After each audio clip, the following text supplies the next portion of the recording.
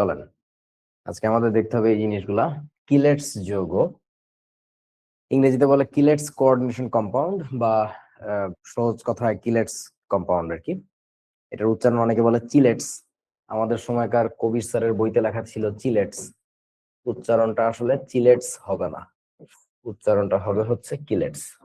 তো সাবধান, চিলেটস বলা যাবে না। কেমিস্ট্রি বানান যেমন সিএইচ দিয়ে লেখা হয় না, ক উচ্চারণ হয় ওরকম আর কি, কিলেটস। তো কিলেটস শব্দের অর্থ কি জানো কেউ? কিলেটস মানে হচ্ছে কাকড়ার কামড়, কাকড়া কামড়ায় ধরবে। আসো, ক্ল, ক্ল এর মতো। ক্ল মানে বুঝো তো, মানে ক্ল এর বাংলা কি? CLAW, ক্ল। মনে নাই কি জানো?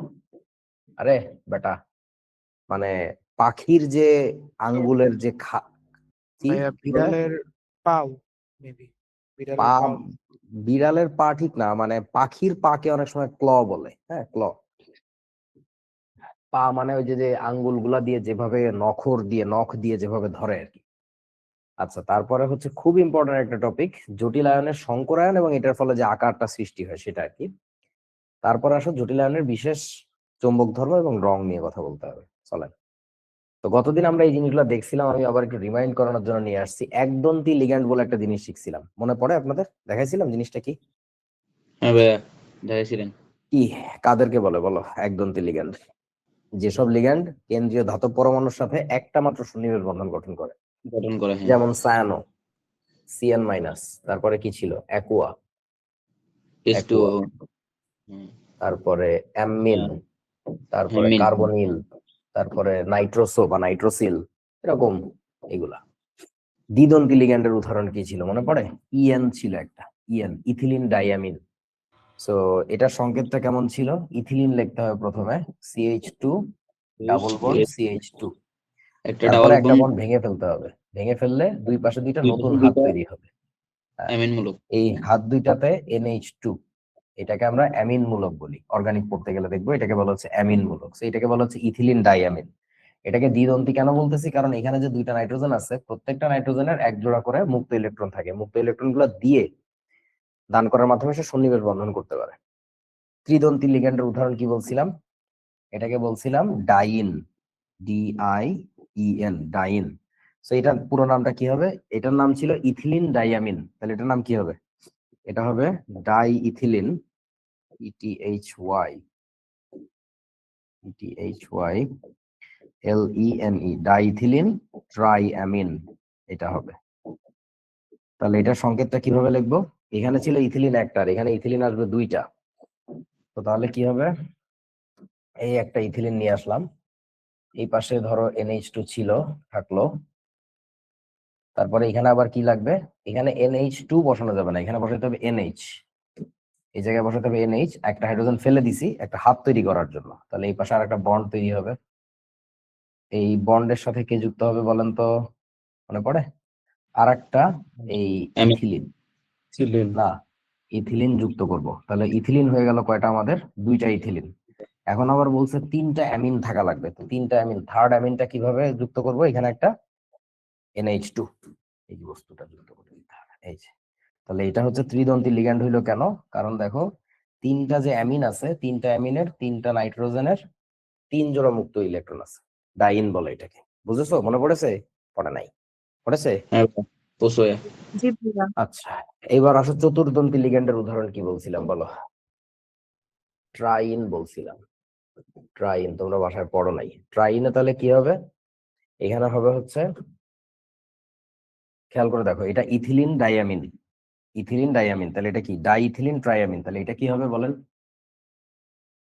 ট্রাইথিলিন ট্রাইথিলিন, টেট্রামিন। তারপরে ইথিলিন টেট্রামিন। টেট্রাঅ্যামিন। একটা করে বাড়ায় দিচ্ছি সব, অ্যামিনও একটা বাড়বে, ইথিলিনও একটা বাড়বে। পঞ্চদন্তী লিগ্যান্ড, ষড়দন্তী লিগ্যান্ডের বিখ্যাত উদাহরণ দিছিলাম, কি জানো? EDTA। সো এই EDTA জিনিসটা কি? ইথিলিন ডাইঅ্যামিনো টেট্রা অ্যাসিটেটো, টেট্রা অ্যাসিটেটো একটা ঋণাত্মক লিগ্যান্ড ছিল। তো তাহলে এটার সংকেতটা কেমন হবে? ইথিলিন থাকবে প্রথমে, CH2 single bond CH2, ethylene, দুইটা হাত, মানে পাই বন্ডটা ভেঙে দিলে দুইটা হাত তৈরি হবে। ইথিলিন ডাইঅ্যামিনো, তাহলে অ্যামিন থাকবে দুইটা, অ্যামিন মানে NH2, কিন্তু এই H2 দুইটা ফালাই দিলে দুইটা হাত তৈরি হবে। এরও দুইটা হাইড্রোজেন ফালাই দিলে দুইটা হাত তৈরি হবে। এই হাতগুলোতে কে যুক্ত হবে? অ্যাসিটেটো মূলক, অ্যাসিটেট মূলক। তো অ্যাসিটেট মূলকের অ্যাকচুয়ালি সংকেতটা কি? অ্যাসিটেট মূলকের সংকেত হচ্ছে অ্যাসিটিক অ্যাসিড থেকে আসছে, CH3COOH। এই হাইড্রোজেনটাকে যদি ফেলে দেওয়া যায় প্রোটন আকারে, তাহলে এখানে থাকে CH3COO-। এই জিনিসটাকে কানেক্ট করতে হবে, কিন্তু কানেক্ট করার সময় খেয়াল রাখতে হবে মাইনাস সাইডটা কানেক্টেড হবে না, ওটা বাইরেই থাকবে উন্মুক্ত। তার মানে এই পাশ কানেক্ট করতে হবে। এই পাশ কানেক্ট করতে গেলে একটা হাইড্রোজেন ফেলে দেওয়া লাগবে। তাহলে এই মাথায় আমাদের কি যুক্ত হবে? এখানে থাকবে হচ্ছে CH2COO-। এই যে এইখানে আর একটা এই জিনিস। তাহলে ওই পাশে আবার কি কানেক্ট করবো? একই জিনিস। চলো কানেক্ট করে আসি। তাহলে এখানে লিখবো CH2COO-। ওইখানেও একই জিনিসই থাকবে। এই যে হয়ে গেল। So that is what you call EDTA. EDTA ষড়দন্তি লিগ্যান্ড কেন? এটার আসলে 6টা সন্নিবেশ বন্ধন করার ক্ষমতা আছে। 2টা নাইট্রোজেন তো আছেই, সাথে আবার এই যে 4টা মুক্ত প্রান্ত নেগেটিভ চার্জের, ওই 4টা প্রান্ত দিয়েও সে হচ্ছে সন্নিবেশ বন্ধনে অংশগ্রহণ করে। সো দ্যাটস আমরা এটাকে বলতেছি ইডিটিএ। আমার কাছে মনে পড়ছে? জাস্ট রিমাইন্ডার ছিল গত ক্লাসের। খুব মনে পড়েছে। এবার চলো পড়াশোনা করি। কিলেটস যৌগ কি জিনিস? তোমাদেরকে একটা যৌগ দেখাই। ধরো আমাকে একটু বলো তো, কপারের সাথে যদি অ্যামোনিয়াকে আমি লিগ্যান্ড হিসেবে বসাই, অ্যামোনিয়া কয় পিস লাগবে বলো? কপারের সন্নিবেশ সংখ্যা কত? এ কিরে ভাই, সব বুলে টুলে ক্লাস করতে আইছস? 4 4। তাহলে এখানে অ্যামিন লাগবে 4টা। পুরো আয়নটার চার্জ হবে কত যদি কাউন্ট করি? অ্যামোনিয়া হচ্ছে 0 চার্জের, কপার 2+ চার্জের, তাহলে এখানে কি 2- হবে। তাহলে এখানে একটা সালফেট অথবা ক্লোরাইড বসাইলে 2টা বসাইতে হবে, এরকম হবে আর কি। এখন এইটা কিলেটস যৌগ না, এটা জাস্ট দেখাইলাম। এখন আসো, তোমাকে যদি বলতাম আমি যে কপারের সাথে আমি ইএন দিয়ে যৌগ গঠন করতেছি, ইথিলিন ডায়ামিন দিয়ে, তাহলে একটু বলো তো ইএন কয়টা হইলে হইতো? হ্যাঁ বা না বলো? আচ্ছা, এখানে লাগতো হচ্ছে ইএন 2টা। কেন ইএন 2টা লাগতো পরে বলতেছি, আগে শোনো। কপারের চার্জ 2+, ইএন এর চার্জ কত বলেন? ইথিলিন ডায়ামিনের চার্জ কত? 0 0। এটা একটা চার্জবিহীন যৌগ। এই তোমরা কি কানার মতো বসে আছো নাকি? সবাই চোখে দেখতেছো না? এখানে কি হয়েছে? এই যে ইএন, এটার চার্জ আছে বলেন? না ভাইয়া। চার্জ নাই তো, তাহলে ওটার চার্জ নাই। তাহলে কপারের যে চার্জ হবে ওটার বিপরীত চার্জের ওই জিনিস বসাইতে হবে ওই পাশে। তাহলে এটা ধরো Cl2। এখন আমি এটার যদি গাঠনিক সংকেত আঁকি আর এটার যদি গাঠনিক সংকেত আঁকি, তাহলে এটা ভালো পার্থক্য দেখতে পারবা। ওইটার গাঠনিক সংকেত আঁকতে গেলে কি করা লাগবে? প্রথমে কেন্দ্রীয় পরমাণুর জারণ সংখ্যা বের করলাম +2, তারপরে কি লিখলাম? কপার 2+, তারপরে কি হবে? অ্যামোনিয়া গুলো এসে তাকে ইলেকট্রন খাওয়াবে। তাহলে 4টা অ্যামোনিয়া তাকে ইলেকট্রন খাওয়াচ্ছে সন্নিবেশ বন্ধনের মাধ্যমে। এই যে ওকে, সেই পুরো আয়নটার চার্জ কত হবে আমাদের? 2+। 2+। 2+। এটাকে নিউট্রালাইজ করার জন্য আমার কি লাগবে? 2- এর একটা আয়ন। 2- এর একটা সালফেট আয়ন লাগবে, SO4 2- হয়ে গেল। এখন ঘটনা হচ্ছে এইটা যদি আঁকতে চাই,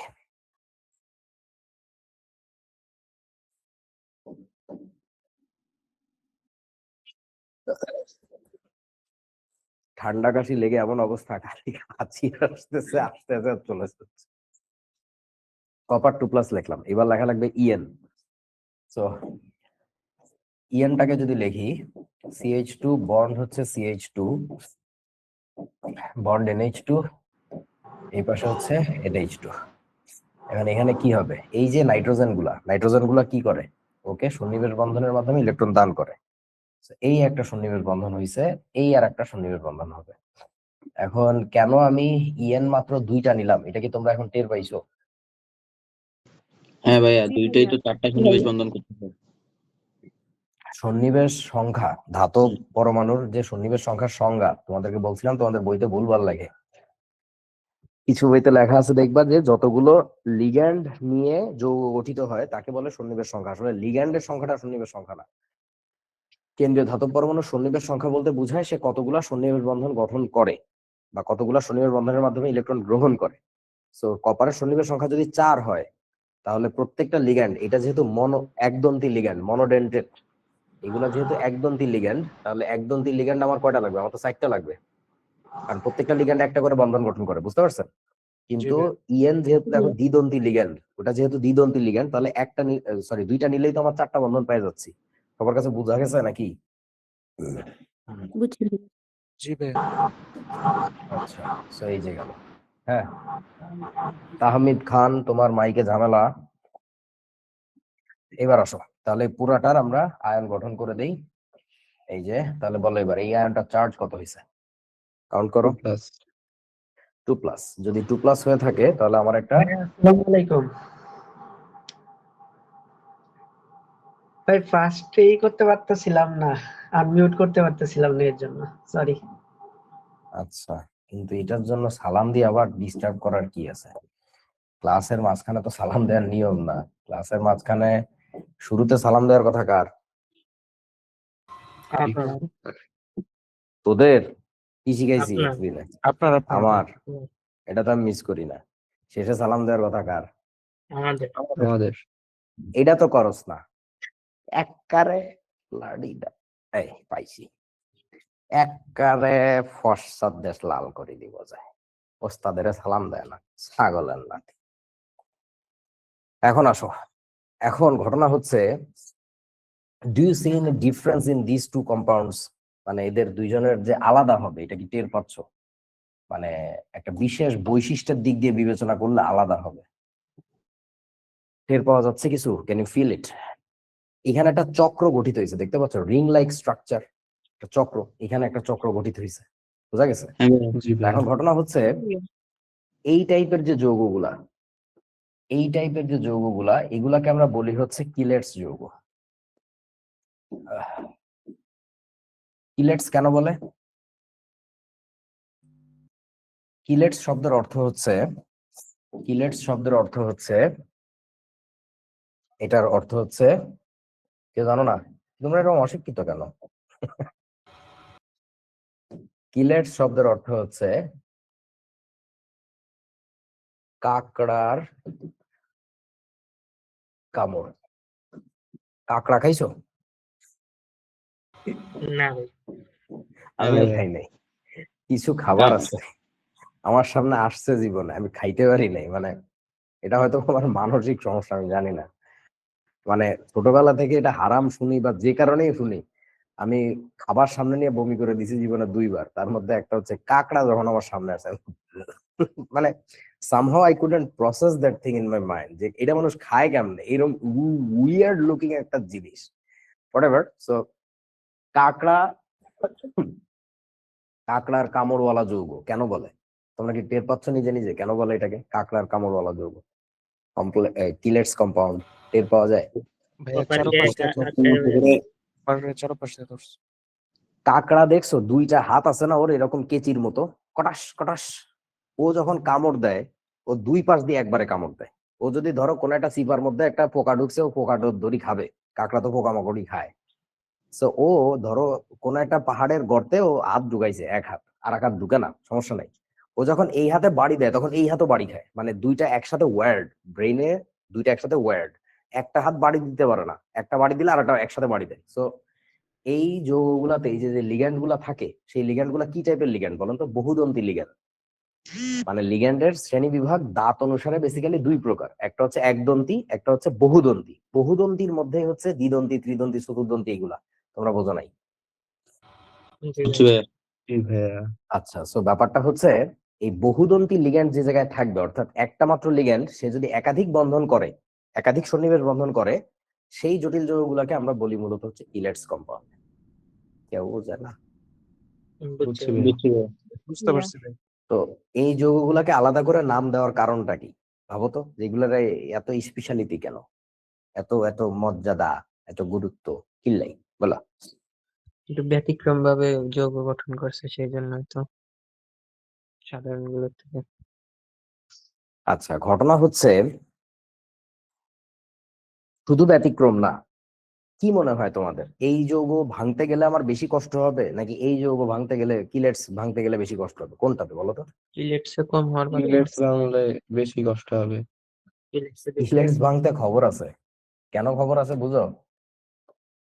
ধরো নরমাল তুমি তোমার এক ধরে বন্ধু, রাখছে। এখানে তো তুমি তোমার এক বন্ধুর সাথে, এই যে তুমি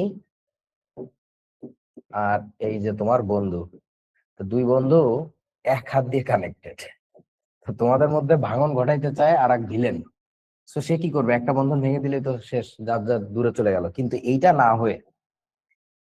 না হয়ে যদি এমন হইতে, তোমরা কি হইতে, ধরো এই হাতটা নাই, এই হাতটাও নাই, অর্থাৎ তোমরা যদি দোনো হাত দিয়ে দোনো জনের সাথে এরকম করতে, বাংলা সিনেমার মতো, এই জায়গায় দেখো একটা ভালোবাসা চিহ্ন তৈরি হয়েছে, দেখিস? সো এটাকে আমরা বলতেছি হচ্ছে কিলেটস।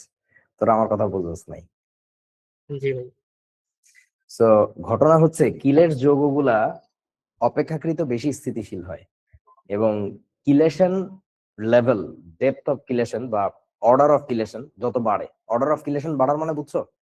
দ্বিদন্তি লিগ্যান্ড তো দুইটা সন্নিবেশ বন্ধন গঠন করে, ত্রিদন্তি লিগ্যান্ড একটা লিগ্যান্ড কয়টা বন্ধন করে বুঝছো?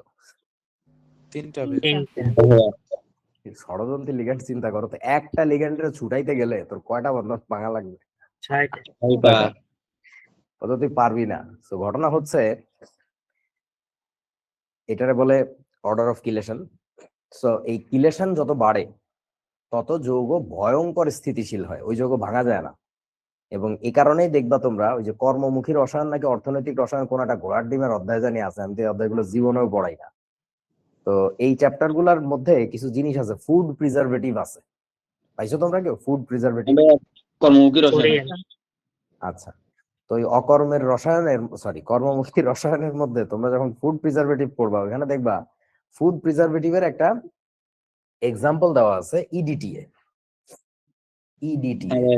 ওই যে এখন ঘটনা হচ্ছে ওরা তো সংক্ষেপে বলছে ইডিটিএ, পুরোটা ডিটেল বলে নাই। ওই যে খাপ ছাড়া কথা বলে যে আমাদের বইতে, আমার তো এই জিনিসগুলো রাগ লাগে রে ভাই। কোনটা কিছু কবি ঠিক মতো জানে না তো কিছু, মানে বেশি বললে ধরা খেয়ে যাবে, এখানে কথাও কম কয়, আর যে জায়গায় কয় সে জায়গায় লিমিট ছাড়া কয়।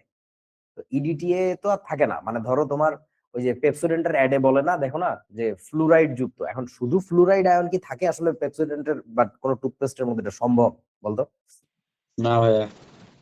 শুধু আয়ন তো এক্সিস্ট করে না, তাহলে মানে সোডিয়াম ফ্লুরাইড নিলে পটাশিয়াম ফ্লুরাইড, মানে যেটা শরীরের জন্য ক্ষতিকর না, ভালো হবে ওই জায়গায়, ওই রকমই কিছু একটা দেয়। তারপরে ধরো তোমার পত্রিকায় সংবাদে দেখবা যে কার্বাইড দিয়ে পাকানো ফল। এখন কার্বাইড তো একটা আয়ন, শুধু কার্বাইড দিয়ে তো আর ফল পাকানো যায় না, যা ক্যালসিয়াম কার্বাইড দেয়। তোরা কি বুঝছিস বাবা? তো একইভাবে ওই অকর্মের রসায়নে তোমাদের বইতে লেখা আছে ইডিটিএ একটি ফুড প্রিজারভেটিভ। আরে বলো ইডিটি এর যৌগ, ইডিটিএ ফুড প্রিজারভেটিভ কেমনে? আসলে ইডিটি এর যৌগ কিভাবে ফুড প্রিজারভেটিভ হয় ব্যাপারটা বোঝো।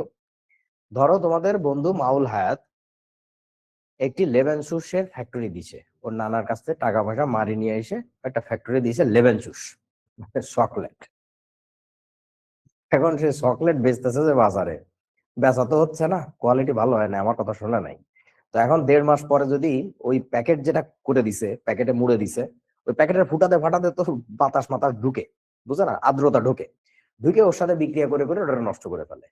তখন আমি একটা বুদ্ধি দিলাম, বাবুরে এই চকলেটের উপরে একটা পাতলা আবরণ দিয়ে দিতে হবে, যে আবরণটা হবে ইডিটি এর কোন একটা জটিল যৌগের। এরা বোঝে না আমার কথা, বুঝছি ভাইয়া। বুঝছস? হ্যাঁ। তখন কি হবে বলতো, বাতাস ঢুকুক আর আকাশ ঢুকুক আর জাহান্নাম ঢুকুক, ঢুকে প্রথমে কার সাথে বিক্রিয়া করতে যাবে? প্রথমে তো লেবেনসুসকে পাবে না, ইডিটি আর প্রথমে প্রথমে ভাইয়া পাবে ইডিটি এর ওই যৌগটাকে, ওই কিলেটস যৌগটাকে। আর ওই কিলেটস যৌগ তো নাসর বান্দা, ও তো কবে যে ঠিক আছে আমি তোর সাথে করব বিক্রিয়া, কিন্তু তুই আগে আমার গায়ের উপর থেকে এই কিলেটসটা, মানে কিলেটিং এজেন্টকে সরা। কিলেটিং এজেন্ট কোনটারে বলে বুঝিছো? বোঝে না। কোনটা বলো? কপার কি কিলেটিং এজেন্ট এখানে, নাকি এই ইএনটা কিলেটিং এজেন্ট? বলেন। ভাইয়াটা হ্যাঁ, তাহলে একটা কথা বলা যায়, বহুদন্তী যে লিগ্যান্ড গুলা, বহুদণ্ডী হয়ে গেছে, দন্তি, বহুদন্তী কে কি কিছু বলতে গেছিল নাকি? লিগ্যান্ড ভাইয়া, গুলি, এক কথায় হ্যাঁ। যারা কিলেশন ঘটায় তারাই কিলেটিং এজেন্ট। হ্যাঁ হ্যাঁ, তারা হচ্ছে কিলেটিং এজেন্ট। সো আকাশ আসুক আর বাতাস আসুক তোমার খাবারের সাথে বিক্রিয়া করতে, তারে ওই ধাতব মৌলটা বলবে যে বাবা তুই আমার গাড়ের উপরে যে চাইবা বসছে 3-4টা বন্ধন করে, আমার কান দিয়ে একটা বন্ধন করছে, হাতে 2টা করছে, কানের লগে 2টা পিন মেরে দাঁড়ায় আছে, এটারে সরা তাহলে আমি করতে পারবো, কিন্তু ওরে তো সরাইতে পারবো না, তাহলে তো খাবার তো খাবারের মতোই থাকবে। টেকনোলজিটা বুঝছো?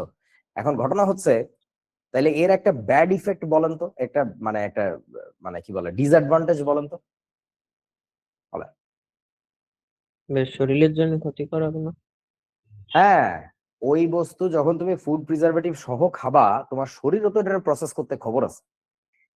বুঝিস আমার কথা? তো এই জন্য এই ফুড প্রিজারভেটিভ বা যত রাসায়নিক কেমিক্যালস মিশানো খাবারগুলো আছে, এরা সবাই কম বেশি ক্ষতি করে। কেউ কোনোভাবে ক্ষতি করে, কেউ আরেক ভাবে ক্ষতি করে, এরকম আর কি। এখন তুমি যদি একজন ভালো কেমিক্যাল ইঞ্জিনিয়ার হও বা কেমিস্ট হও বেসিক্যালি, তুমি হয়তো বা এমন কোন একটা ফুড প্রিজারভেটিভ বের করতে পারবা যে ফুড প্রিজারভেটিভটা শরীরের জন্য এডিবল, মানে ডাইজেস্টিবল। হ্যাঁ, এই আর কি। সো এই হচ্ছে টেকনোলজি। আমরা এই কারণে কেমিস্ট্রি পড়ি, যে দিনে দিনে আরো নতুন নতুন জিনিস বানানো যায় কিনা। এই যে কিলের যৌগ নিয়ে একটি ভালো কথা বলা আছে, দেখো কি বলেছে। একটি কিলেট জটিল যৌগ হলো একটি অত্যন্ত স্থিতিশীল যৌগ যা গঠিত হয় যখন একটি একক কেটা লেখছে রে ভাই, একটি বহুদন্তী লিগ্যান্ড, মানে যেটাকে আমরা কিলেটিং এজেন্ট বলতেছি, দুই বা ততোধিক দাতা স্থান মানে বুঝছো তো, যেখানে আমি দিতে পারবো আর কি, একটি কেন্দ্রীয় ধাতব আয়নের সাথে আবদ্ধ হয়। বুঝছো বাবারা? হ্যাঁ ভাইয়া। বাংলা কথা। এবং একটি চক্র কাঠামো তৈরি করে। এই চক্রটা টের পাইছিল তো, একটা রিং স্ট্রাকচার তৈরি করে।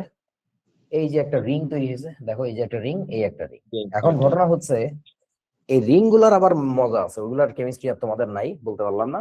এই কিলেশন প্রভাব বলে একটা ব্যাপার আছে, মানে কিলেটিং ইফেক্ট যেটাকে আমরা বলতেছি প্রায়। আচ্ছা, তাহলে কিলেটস কম্পাউন্ড গঠিত হইলে সেটা কি বেশি স্থিতিশীল হয় নাকি কম স্থিতিশীল বলেন? বেশি স্থিতিশীল। বেশি স্থিতিশীল হয়। এই ঘটনাটাকে আমরা বলি কিলেটিং ইফেক্ট ঘটছে। এখানে একটা বড় ক্লাসের কথা বলছি, এটা তোমাদের লাগবে না, আবার শুনে রাখো। এই যে কিলেশ, মানে ধরো তোমার বললাম যে এই যৌগটা একটা ত্রিদন্তী লিগ্যান্ড দিয়ে গঠিত হয়েছে, ওই যৌগটা একটা ত্রিদন্তী লিগ্যান্ড দিয়ে গঠিত হয়েছে। এখন তোমাদের কি মনে হয় ত্রিদন্তী হইলেই একই রকম স্টেবিলিটি পাওয়া যাবে? The answer is no. এটা ডিপেন্ড করে আসলে যে রিং স্ট্রাকচারটা তৈরি হচ্ছে, সেই রিং স্ট্রাকচারের ইন্টারনাল বন্ড স্ট্রেইনের উপর। ভুলে গেছো? বন্ড স্ট্রেইন, বন্ধন পীড়ন, এই চ্যাপ্টারই তো পড়াইছিলাম আমি। এই বলদের দল, এই যে একটা সাইক্লোপ্রোপেন দেখাইছিলাম, সাইক্লোপ্রোপেন যখন গঠিত হয় তখন আমরা কি দেখছিলাম না যে জিনিসটা এরকম মানে হইতে চায় না, বোঝা না রে, এখানে কার্ভ হয়ে যায় বানাইলে, এরকম বল্টু বল্টু একটা ব্যাপার চলে আসে, দেখাইছিলাম না?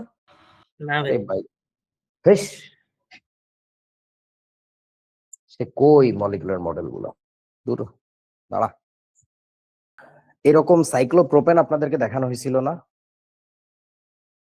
সাইক্লোপ্রোপেনের মেইন রিংটা যে এরকম দেখাইছিলাম, মনে পড়ে? জি ভাইয়া। সো সেইখানে এই যে দেখো, আমরা এই হাতে কিন্তু প্রত্যেকটা sp3 কার্বন, sp3 কার্বন বুঝবা কেমনে? এই প্রত্যেকটার হ্যাং মাথা দেখলে টের পাবা। এই যে এই কার্বনের আরো দুইটা হাত বাকি আছে, এই যে সেই দুইটা হাত টের পাইছো? এই কার্বনটা যে sp3, চারটা হাত মোট, বুঝা যাচ্ছে? জি ভাইয়া। আচ্ছা, সেই ক্ষেত্রে দেখেন, আচ্ছা আরো দুই একটা দেই তাহলে আরো ভালো বুঝবা। এই যে দেখ, আরো আরো একটা কার্বনকে দেখাইলাম এরকম, ওকে? এখন ঘটনা হচ্ছে, এখানে যে বন্ধনের একটা পীড়ন চাপ কাজ করতেছে, এটা কি টের পাচ্ছেন? যেটা ইন্টারনালি ব্যাকায় ধরে আছে। গতদিন দেখলাম নাইম তোমাদেরকে পীড়ন পড়াইছে ফিজিক্সে, বুঝিছো? ইন্টারনাল জি একটা ভাইয়া। স্ট্রেসের মধ্যে আছে। তো এখন ঘটনা হচ্ছে, এই যে ইন্টারনাল স্ট্রেসটা, এটা কি এই অণুকে স্থিতিশীলতা দিচ্ছে নাকি ভেঙে যেতে চাচ্ছে বলো? ভেঙে যেতে চাচ্ছে। হ্যাঁ, এটা চাপায় ধরে রাখছে। তো মানে ব্যাপারটা বোঝ, এই কোণগুলা, উফ, এই কোণগুলা কত ডিগ্রি হওয়ার কথা বলেন তো? sp3 হাইব্রিডাইজেশনের এই অ্যাঙ্গেল গুলা কত ডিগ্রি হওয়ার কথা বলেন? এক একটা কত ডিগ্রি? 109.5। 109 ডিগ্রি। 109.5। হ্যাঁ, এখন একটু ভাবো তো বাবা, একটা সমবাহু ত্রিভুজ এর ভিতরের ইন্টারনাল অ্যাঙ্গেল কত বলো? কত হয়? 60 ডিগ্রি। 60 ডিগ্রি। তোমরা কি বুঝতেছো? এই অ্যাঙ্গেলটা যেখানে থাকার কথা ছিল 109 ডিগ্রি 28 মিনিট, বাদ দে, 109.5 প্রায় ডিগ্রি। অর্ধেক করে ফেলছে। ওরে বাপরে, প্রায় অর্ধেক বানায় ফেলাইছে। তো এইটা তো এরকম ছড়ায় থাকার কথা, ঠ্যাং দুটো এটা ঠাসায় ধরে যখন নিয়ে আসছে, তখনই বেসিক্যালি এরকম কার্ভ তৈরি হয়। ওইখানে কার্ভটা তৈরি হওয়ার কারণই এটাই, যে ঠ্যাংগুলো যে বেঁকায় আছে, এই কার্ভটা নিচে, এটা বেঁকানোর কারণ হচ্ছে এটা। বুঝতে পারছেন আমার কথা এখন? বুঝা না? হ্যাঁ ভাইয়া, বুঝছি। এর ফলে বন্ধন পীড়ন হয়। হ্যাঁ, বন্ধন পীড়নের কারণে যৌগ ভেঙে যেতে চায়। তো মানে ভিতরে স্ট্রেসের মধ্যে বসে আছে, ও তো থাকবে না এইভাবে। তোর হাতটা মোড়া দিয়ে যদি আমি এরকম পিছনে রেখে দিতে বলি, সবাই একটু হাতটা নিজের যার যার পিঠে এরকম নেন, নিলে দেখেন তো আপনার স্ট্রেস লাগতেছে কোথায়, বলেন বলেন, শরীরের কোন জায়গাটাতে স্ট্রেস আসতেছে বলেন। ওই যে টের পাও? কাঁধের একটু নিচে। কাঁধের পিছন দিকে। এই জায়গায় দেখবা যে স্ট্রেস লাগে, মোচড়টা এখানে লাগে। তো তোমার যদি জন্ম থেকে এরকম হইতো, তুমি তো রাখতে চাইতে না, তুমি তো চাইতে যে আল্লাহ নর্মাল করি, ব্যাপারটা ঠিক এরকম। সো ওই যে রিংটা তৈরি হয়, সেই রিংটা কত মেম্বার, মানে কত পয়েন্টের, দ্যাট ডিপেন্ডস। হ্যাঁ, 5 থেকে 6 মেম্বার, মানে রিং মেম্বার হইলে খুবই স্থিতিশীল হয়। 5 থেকে 6 এর কেন কাহিনী হয়েছে বুঝছো না? হেক্সাবেনজিন টাইপের একটা শেপ হয়। হেক্সাবেনজিন মানে হেক্সাগোনাল শেপ আর কি, বেনজিনের যেরকম।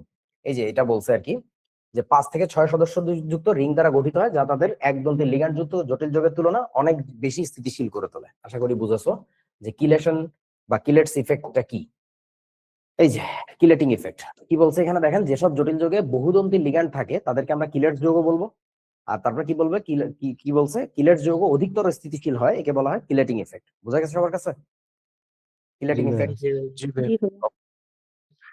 তো এরপরে চলো সবলতা অনুসারে লিগ্যান্ডের শ্রেণী বিভাগ। তাহলে মনে করে দেখো, লিগ্যান্ডের শ্রেণী বিভাগ আমরা কি কি অনুসারে করছি? চার্জ অনুসারে করছি, তারপরে দাঁত অনুসারে করছি, 3 নাম্বারটা ছিল হচ্ছে সবলতা অনুসারে। আপনাদের আচ্ছা, হ্যাঁ ভাই। so সবলতা অনুসারে এটা আমরা পাবো হচ্ছে মূলত ক্রিস্টাল ফিল্ড থিওরি থেকে, সিএফটি যেটাকে বলে, তোমাদেরকে একসময় নাম লিখে দিছিলাম। তো সিএফটি এখন পড়া যাবে না ভাই, এটা অমানবিক হয়ে যাবে, বইতেও নাই। আর বইতে আছে বলতে তুমি যদি পড়ে দেখো, এখানে কিছু আবল তাবল কথা বলছো, না নিজেরাও বোঝা নাই। ওই জিনিস তোমাদের লেভেলে পড়ে না আসলে, ওটা বেশ বড় লেভেলের জিনিস। তো ওটা তোমাদের পড়া লাগবে না, বাট ওটার মূল কথাটা বলে দিচ্ছি, ফাইনাল আউটপুটটা কি।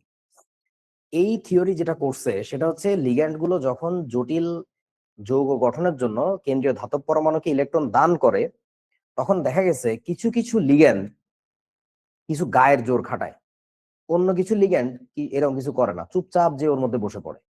সো এই দুই টাইপের লিগ্যান্ডের একটাকে বলা হয় সবল লিগ্যান্ড, একটাকে বলা হয় দুর্বল লিগ্যান্ড। আশা করি কিছু বোঝো নাই। বুঝছি ভাই, যেটা গায়ের জোর খাটায় ওইটা হচ্ছে গায়ের জোর শক্তিশালী। মানে কি?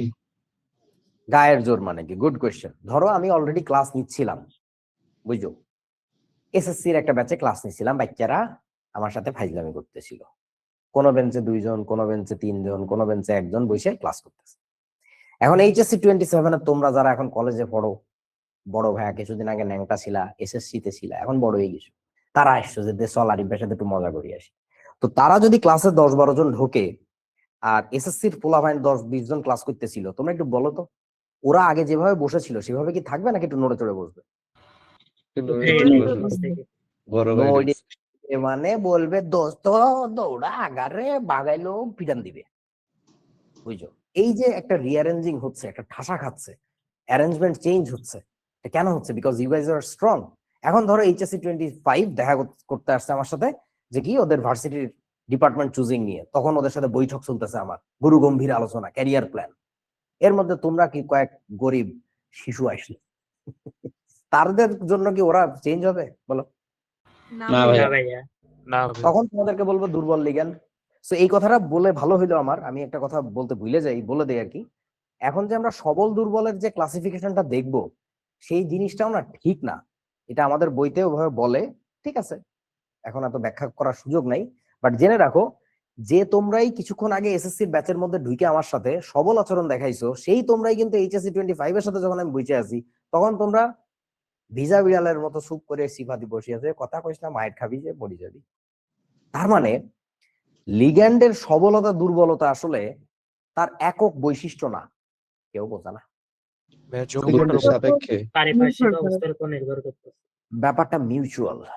কোন ধাতুর মধ্যে সে ইলেকট্রন ঢুকাইতে যাচ্ছে, সেই ধাতুর সাথে ওই লিগ্যান্ডের একটা মিথস্ক্রিয়া আছে, তার উপর ডিপেন্ড করে স্প্লিটিং হয়, অমুক তমুক আমরা দেখবো না। সো ব্যাপারটা আমরা একটু এখন বইয়ের মতো করে শিখি, বাট জেনে রাখো এর বাইরে আরো অনেক কিছু আছে, বড় হইলে শিখতে হবে। সো যেটা মনে রাখবা সেটা বলে দেই, বেশি জটিল কিছু না। সিও, সিএন, ইএন, এই 3 জন হচ্ছে সবল লিগ্যান্ড। এই 3 জন সবল লিগ্যান্ড। এর বাইরে কারা আছে? বহুজনে আছে, অ্যামোনিয়া, পানি, hydroxo, dot dot dot, so on and so forth. আর জানার দরকার নেই, এইটুকু জানলেই হবে। তো কি জানবো এখানে? এখানে জানবো যেটা এই প্রথম তিন ভদ্রলোক, ইনারা তিনজন হইতেছে সবল লিগ্যান্ড। পানি থেকে শুরু করে যা আছে দুনিয়ার, তামাম দুনিয়ার সব হচ্ছে কি বলতো, উইক লিগেন্ড। দুর্বল লিগ্যান্ডের তালিকায়। এইটা খালি মনে রাখো, আর কিছু লাগবে না। কেউ বোঝা নাই? মনে থাকবে? থাকবে ভাই। বাট ভাই ভাই আমার সামনে অ্যামোনিয়া বেরোল। অ্যামিনের কি হইলো? অ্যামোনিয়া ভাই অ্যামোনিয়া? আমার সামনে। ও সরি, ভুলে গেছিলাম। Ammonia, good question. অ্যামোনিয়া হচ্ছে জিডি। গত ক্লাসে ভাই জিজ্ঞেস করছিলাম জিডি কি, একজন বলছিল জিডি পুরো ডি। হ্যাঁ, তোমাদের বড় ভাই বলে দিছিল সেটা ভাই ঘোড়ার ডিম, এটা আসলে ঘোড়ার ডিম। আমার কথা বিশ্বাস না হলে জাস্ট গুগল করবা স্পেকট্রোকেমিক্যাল সিরিজ। এই জিনিসটাকে বলে হচ্ছে স্পেকট্রামের কথা মনে আছে? বর্ণালী, হ্যাঁ জি ভাই। জি ভাইয়া। Chemical series. তোমরা এরকম আরো কয়েকটা সিরিজ শিখছো না? ধাতুর সক্রিয়তা সিরিজ শিখছো, তড়িৎ রাসায়নিক সারি, হ্যাঁ, ইলেকট্রোকেমিক্যাল সিরিজ। আর এইটাকে বলা হয় হচ্ছে স্পেকট্রোকেমিক্যাল সিরিজ। সো স্পেকট্রোকেমিক্যাল সিরিজে অ্যামোনিয়ার লোকেশনটা এখনো ডিফাইন্ড না। মানে অ্যামোনিয়া খুবই উইয়ার্ডলি কখনো কখনো সবল আচরণ করে, কখনো কখনো দুর্বল আচরণ করে। সো এই কারণে আমরা ওটাকে ডিফাইন করতে পারি নাই। দ্যাটস ওয়াই অ্যামোনিয়াটাকে আমি মাঝামাঝি বসা রাখি। আমি রাখি তা না, উইকিপিডিয়াও রাখে, সারা দুনিয়াতে সবাই রাখে আর কি। তো এখন একটা মজার ব্যাপার হচ্ছে, তাহলে অ্যামোনিয়া রিলেটেড কোনো প্রশ্ন যদি পরীক্ষায় আসে তাহলে তোমরা কি করবা? টেনশন করিও না, বইতে মাত্র একটা দেখানো আছে অ্যামোনিয়া রিলেটেড। ওই জায়গায় টের পাওয়া যায়, একটু কমন সেন্স ইউজ করলে টের পাওয়া যায় ওই যে সবল হবে নাকি দুর্বল হবে। কিন্তু আমি অ্যামোনিয়া রিলেটেড আরো কয়েকটা যৌগ দেখাবো এবং আমার ব্যক্তিগত আবিষ্কারের একটা বিষয় বলে দিব। তোমার পছন্দ হলে আমার যুক্তি গ্রহণ করবা, না পছন্দ হলে ফেলে দিবা, আমার কোনো সমস্যা নেই। আমাকে একটু বইলো যে ফেলানোর কারণটা কি, না বললেও কোনো সমস্যা নেই, তুমি তোমার মতো চলো। বাট আমি তোমাকে ভাবতে শিখাবো যে কিভাবে আসলে নিজে থেকেই টের পাওয়া যায় যে প্রকৃতি আসলে কিভাবে ভাবে। বোঝা না? বুঝছি ভাইয়া। বাবা, তুমি টের পাবা যে অ্যামোনিয়া কখন সবল লিগ্যান্ড হবে আর কখন দুর্বল লিগ্যান্ড হবে। ঠিক আছে, টেনশন করো না, তুমি শুধু মুখস্থ করো। সবল কে কে বলো? ভাই কে কে সিও, সবল? Cyanate ion, CO, carbonyl ion, EN. CN. ওইভাবে না, এইভাবে মনে রাখবা, সিও সিএন ইএন। আমি এমনি মনে রাখছি, সিও সিএন ইএন, এই তিনজন হচ্ছে সবল, বাকি সবাই কি দুর্বল। শেষ। আর অ্যামোনিয়া তো জিডি, এটা এমনি মনে থাকবে কারণ এতগুলো কথা বলছি ওকে নিয়ে। বুঝতে পারছেন আমার কথা? যা সেটা হ্যাঁ ভাই, মনে রাখেন। সবলকে বলেন, সবলকে। CO, CN, EN. আর কিছু মনে রাখা লাগবে না তো, তুই খালি ভাই সবল তিনটারে মনে রাখ, এছাড়া বাকি যা আছে সব দুর্বল। আর অ্যামোনিয়া তো একটা ঘোড়ার ডিম। আচ্ছা, এখন তাহলে এখানকার কথাটা কি, এটা শিখে আমাদের কি লাভ হইলো? এটা লাভ হইলো যেটা, আমরা একটা কথা মনে রাখবো, সেটা হচ্ছে, লিখে দেই, সবল লিগ্যান্ড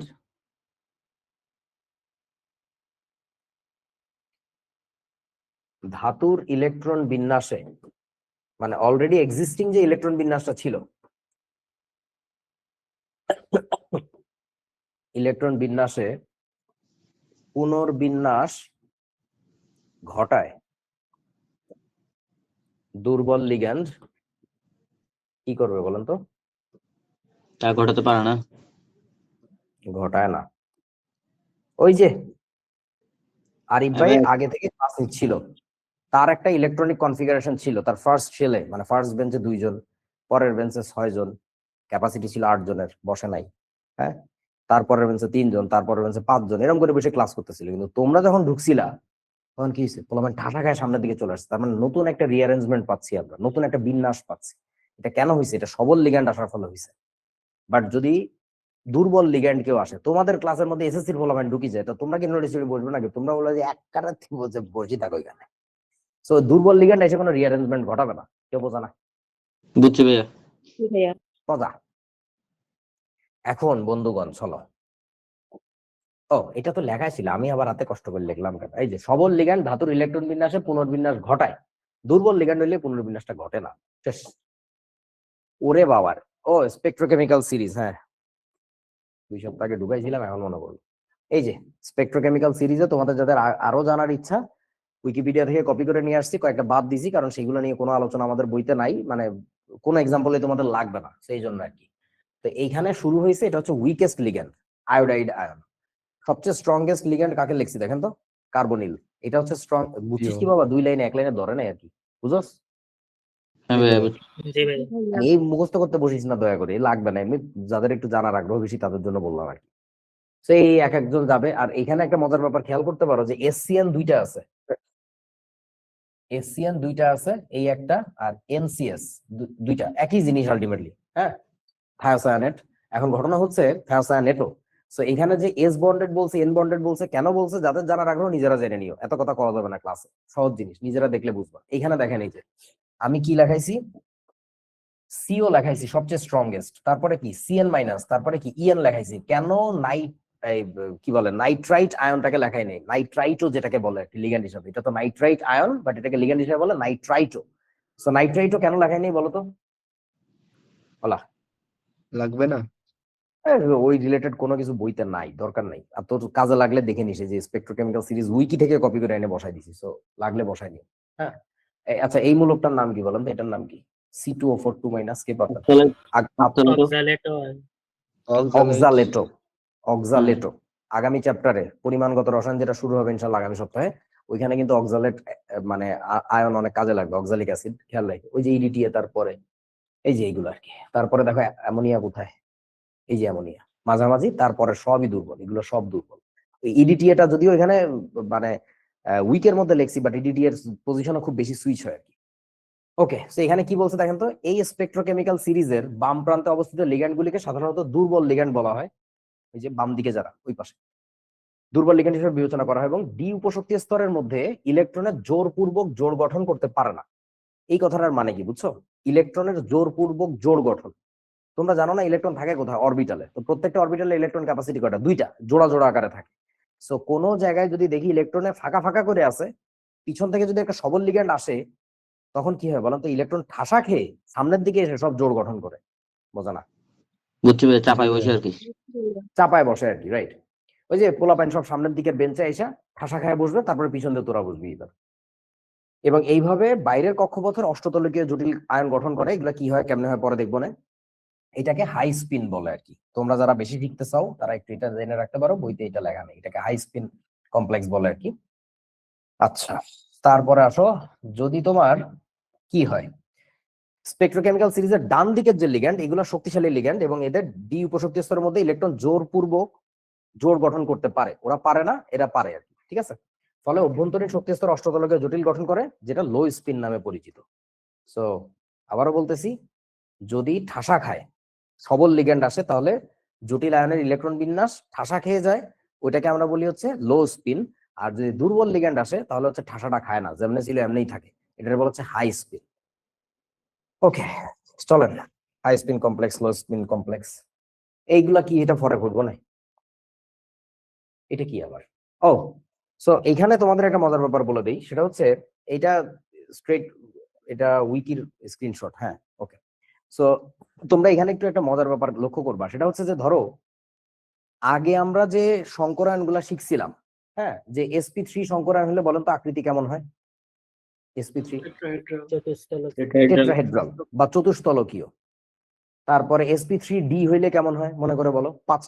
পাঁচটা অরবিটাল হচ্ছে, তার মানে তলের উপরে তিনটা, উপরে একটা, নিচে একটা, তার মানে কি? ত্রিভুজীয় দ্বিপিরামিড, তাই না? হ্যাঁ সো ঘটনা হচ্ছে এইরকম কাঠামোর যে মানে সচরাচর পরিচিতি তোমরা এইখানে দেখবা, এটা আমি উইকিপিডিয়া থেকে স্ক্রিনশট নিছি, ভুল কথা না আর কি। এখানে দেখবা বেশ কিছু চেঞ্জ আছে এবং নতুন কিছু শেপের নাম লেখা আছে দেখবা। যেমন ধরো এই যে square anti prismatic, tricapped diagonal prismatic, এই শেপ গুলা যদি একটু গুগল করে নাম লিখবা, গুগলে পাই যাবা শেপ গুলা কেমন, মানে দেখবা যে কতটা অদ্ভুত ঘটনা ঘটে। তো এত অদ্ভুত ঘটনার আলোচনা আমাদের বইতে নাই, এবং এটা তোমাদেরকে দেখাচ্ছি জাস্ট, যারা একটু বেশি শিখতে চাও তারা একটু এখানে যেন আর একটু শেখো। এবং এখানে একটা শব্দ তোমার খুব মাথায় প্যাচ লাগাইতে পারে, আইডিয়াটা সুন্দর বলে দেয় আর কি। সেটা হচ্ছে এই যে points on a sphere pattern, এটার মানে কি? মানে বেসিক্যালি তোমাদেরকে আমার একটা ব্যক্তিগত পদ্ধতিতে অরবিটালের ফলে, সরি, সংকরণের ফলে অণুর আকৃতি বের করা শিখাইছিলাম। এটা কি টের পাইছো? এটা আমার ব্যক্তিগত আবিষ্কার ছিল, টের পাও নাই মনে হয়। তো ভাই কলম দেন। তোমাদেরকে আমি একটা সিস্টেম শিখাইছিলাম, দেখো, যে সংকরায়নের ফলে অরবিটালের শেপ কেমন হয় এটা বোঝার জন্য। সেই সিস্টেমটা হচ্ছে, দেখো, ধরো পাইছেন, প্রথমে মিনিমাম সংকরায়ন হইতে গেলে কয়টা অরবিটাল হাইব্রিডাইজড হবে বলো? দুইটা। দুইটা। তার মানে বলছিলাম যে এই দুইটা কলমকে তুমি ধরার চেষ্টা করো, এমন ভাবে ধরবা যেন সবকিছু সুষম হয় ইন অল সেন্সেস। সো সেইখানে আমাদের কি হয়েছিল, আপনারাই বুদ্ধি দিয়েছিলেন যে ভাই এটা সোজা কর, এটা নেতায় গেছে, এটা সোজা কর, বলছিলাম মনে আছে তোমাদের? জি জি ভাই। ভাইয়া। জি ভাইয়া। আচ্ছা, সোজা করে আমরা দেখছিলাম যে আসলেই তো তাই, সুষম হয়। এরপর আমি বলছিলাম sp2 সংকরায়ন যখন হয় তখন কয়টা অরবিটাল চলে আসে বলেন? 3টা। তিনটা। সো আমি তোমাদেরকে বলছিলাম থার্ড অরবিটালটা ইনসার্ট করো, কোত্থেকে করবে, এমন কোন এক দিক থেকে করো, করার পরে চেষ্টা করো সুষম বানানো। এটা যখন এখানে ঢুকাইছিলাম তখন তোমরাই বলতেছিলা যে ভালো হইলো না তো, তাই না? সরি, সবুজ কলম নেই, তাহলে দেখা যাবে। যখন এই সবুজ কলমটা ইনসার্ট করছিলাম, আরে ভাই আমার হাতে সমস্যা, তো ধরতে পারি না। দাঁড়াও। এই যে যখন এরকম হয়েছিল তখন তোমরাই বলছিলা যে কোন দিকে চাপাইতে হবে বলেন, কোথায় প্রেসার বেড়ে যাচ্ছে? নিচের দিকে, উপর দিকে উপরে, প্রেসার বেড়ে নিচের দিকে অনেক যাচ্ছে। ফাঁকা, এটা নিচেই। তাহলে এইটাকে নামাও, এইটাকে নামাও, নামায় তুমি এই যে শেপটা বুঝতে পারছিলা, তাই না? মনে আছে এই কথাগুলো আপনাদের, কলম জি ধরার জি ভাইয়া। টেকনোলজি? জি ভাইয়া। এটা ব্যক্তিগতভাবে আমার আবিষ্কার, মানে আমার স্ট্রাকচারাল ইঞ্জিনিয়ারিং এর আইডিয়া থেকে যে ভাই এইভাবে আমরা যে কোনো ন্যাচারাল শেপ টের পাইতে পারি যে কেমন হবে আর কি। ওকে, এবার আসো, তারপরে কি বলছিলাম, তুমি আরেকটা অরবিটাল ঢুকাও, sp3 সংকরায়ন হচ্ছে এখন শেপ কেমন হবে এটা বোঝার জন্য। সো তুমি এই দিক দিয়ে যদি ঢুকাও তাহলে কি করতে হবে, এইরকম একটা শেপে আনতে হবে, তাই না? এই যে সব 90 ডিগ্রি অ্যাঙ্গেলে হবে, বুঝছো এরকম। বাট এটাও ভালো হচ্ছিল না, এর চেয়ে একটা বেটার অপশন ছিল। সেই বেটার অপশনটা কি ছিল, যদি আমরা এই দিক থেকে কলম না ঢুকায় যদি আমরা এই তিনটাকে একটা তলের উপর রেখে এইখান থেকে ঢুকাইতাম, তখন বুঝতে পারতেছিলাম যে এইগুলাকে নিচে নামাইতে হবে। মনে পড়ছে এই কথাগুলো? জি জি ভাই। ভাইয়া। এইটা আবারও বলতেছি, এটা trust me, that is my personal Discovery, যে এইভাবে আমরা যে কোনো মলিকুলার শেপ বুঝতে পারি। কিন্তু আসলে সায়েন্টিস্টরা যেভাবে করে সেই প্রসেসটা একটু ডিফারেন্ট। এবং এই প্রসঙ্গে আমার কাছে মনে হয়েছে তোমাদেরকে আমি জিনিসটা দেখাই দিই, সেটাকে বলে point on a sphere process, বা point on a sphere pattern basically. হ্যাঁ, জুম আউট।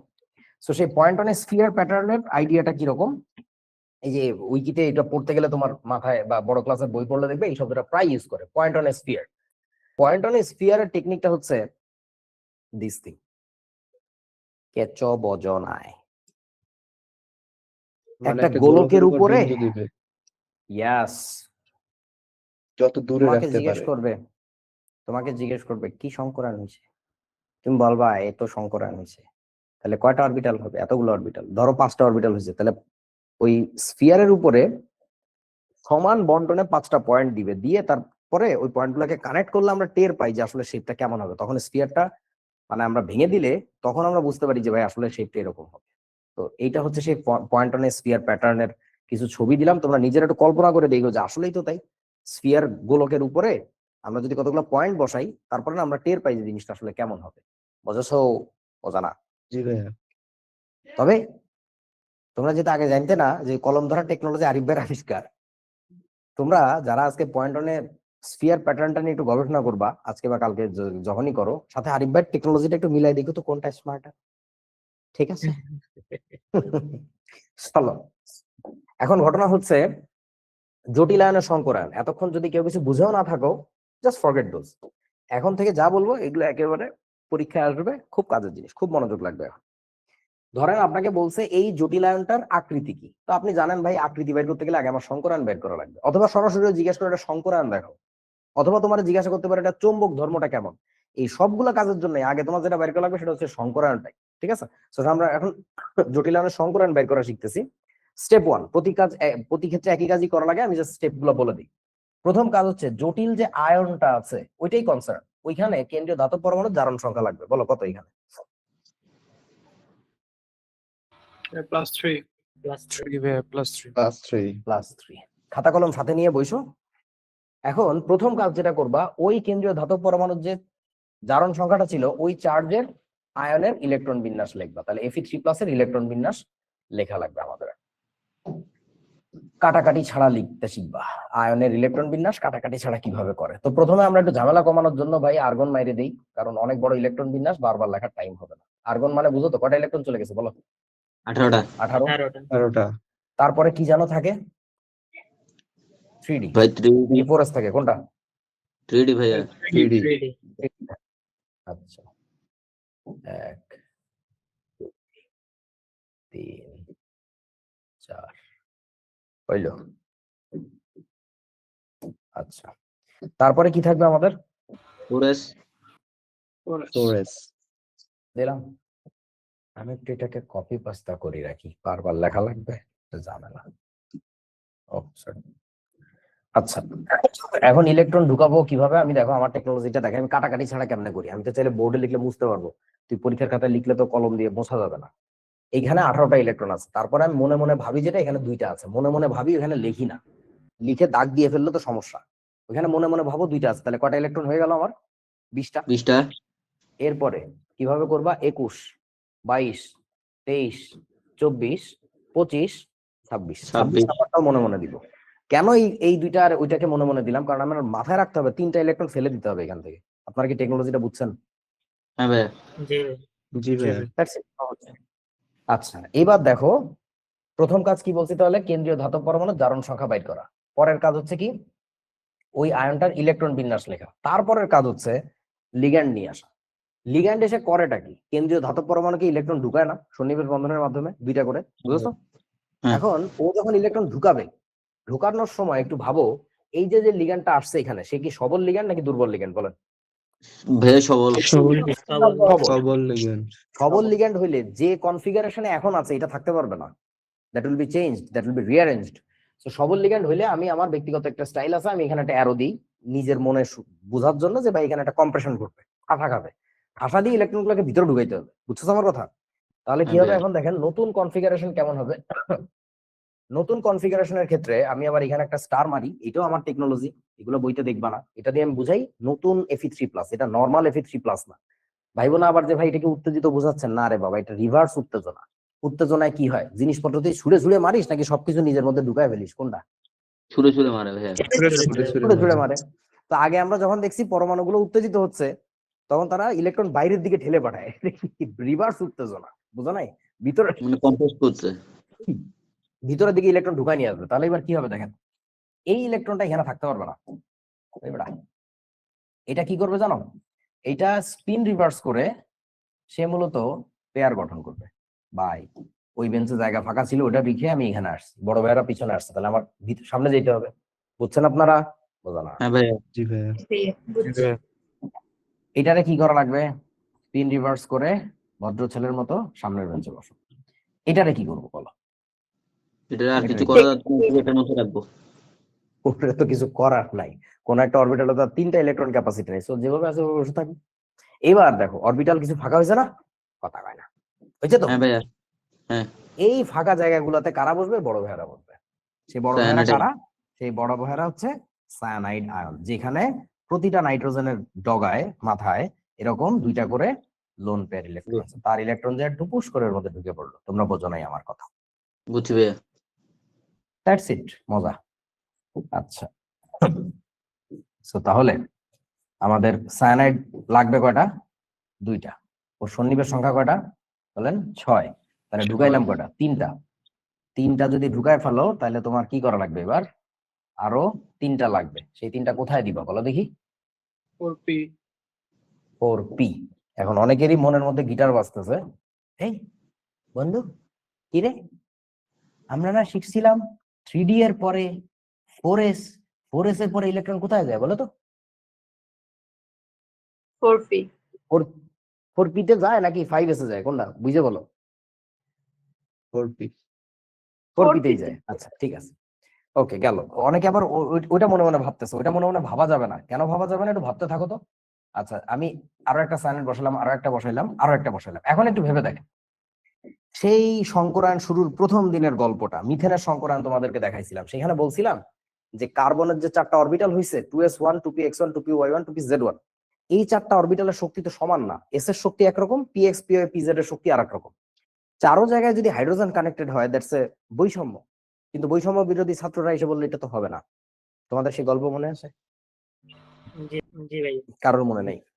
জি ভাইয়া। তো বৈষম্য জি বিরোধী ভাইয়া। ছাত্র আন্দোলনের কারণে তখন সিদ্ধান্ত নেওয়া হইলো কি করা লাগবে, তাহলে ওই এস এর সাথে পি গুলাকে মিক্স আপ করে সমশক্তির সমান সংখ্যক নতুন অরবিটাল বানাইতে হবে, তারপরে এখানে হচ্ছে হাইড্রোজেন কানেক্টেড হবে। রিমেম্বার? জি হ্যাঁ ভাইয়া। ভাইয়া। ভাইয়া ওকে, সো এইখানেও সিমিলার সিচুয়েশন তৈরি হয়েছে, এটা কি আপনারা টের পাচ্ছেন? সবগুলাই সায়ানাইড, বাট কিছু সায়ানাইড বসছে হচ্ছে ডি অরবিটালে, কিছু সায়ানাইড বসছে হচ্ছে ডি অরবিটালে, কিছু সায়ানাইড বসছে হচ্ছে 4 মানে এস অরবিটালে, আবার কিছু জায়গায় বসছে দেখো পি অরবিটালে। এই তো সম্ভব না। তখন আমাদের কি করতে হয় বলো তো? এই অরবিটাল গুলোকে মিক্স আপ করে ফেলতে হয়। এই অরবিটাল গুলোকে মিক্স আপ করে সমশক্তি সমান সংখ্যক নতুন অরবিটাল বানাইতে হয়। ওটা আমি আর আলাদা করে দেখাইলাম না, বাট আমরা বুঝতে পারতেছি এখানে কি সংকরায়ন হবে। বলেন কি সংকরায়ন হবে? D2sp3। That's it. মজা। সংকরায়ন বের করে এইভাবে। টের পাইছো? কোনো শর্টকাট নাই। বুঝছিস কিনা? হ্যাঁ ভাই বুঝছি ভাই। এরও শর্টকাট আছে। এটা হবে না। 3D এর প্রথম তিনটা কেন সংকরাইতে হবে না? ওইখানে তো আমার লিগ্যান্ড যাচ্ছে না তো, বুঝো নাই? বুঝো না? জি ভাইয়া। বুঝছি ভাই। আচ্ছা, তোমাদের নিয়ে আমার একটা সমস্যা আছে। সেই সমস্যাটা হচ্ছে তোমরা যখন কোনো বিতর্কে নামো, তোমরা হার মেনে নাও খুব দ্রুত। কে জিজ্ঞেস করলো এটা? মুসিন নাকি? জি ভাইয়া। তা তুই কি মানে আর তর্ক টানতে পারলি না যে কেন এটা হাইব্রিডাইজড হবে না? হাইব্রিডাইজড হওয়ার নিয়মটা কি মনে নাই? সার্থক অরবিটাল। সার্থক অরবিটাল। সার্থক অরবিটাল হইলেই তো হাইব্রিডাইজড হয় বেটা। তো এই জায়গা হইতেছে না। এই তর্ক তো করা শেখো নাই তো, খালি মানে মাথা নিচু করে মেনে নেয়া, এই তো ভালো কোনো সিস্টেম না তো, এগুলো তো খারাপ। আচ্ছা, এখানকার ঘটনা হচ্ছে কি দেখেন, প্রথম কথা, শঙ্করায়ন কেউ বাস্তবে হইতে দেখছে? আনসার হচ্ছে না।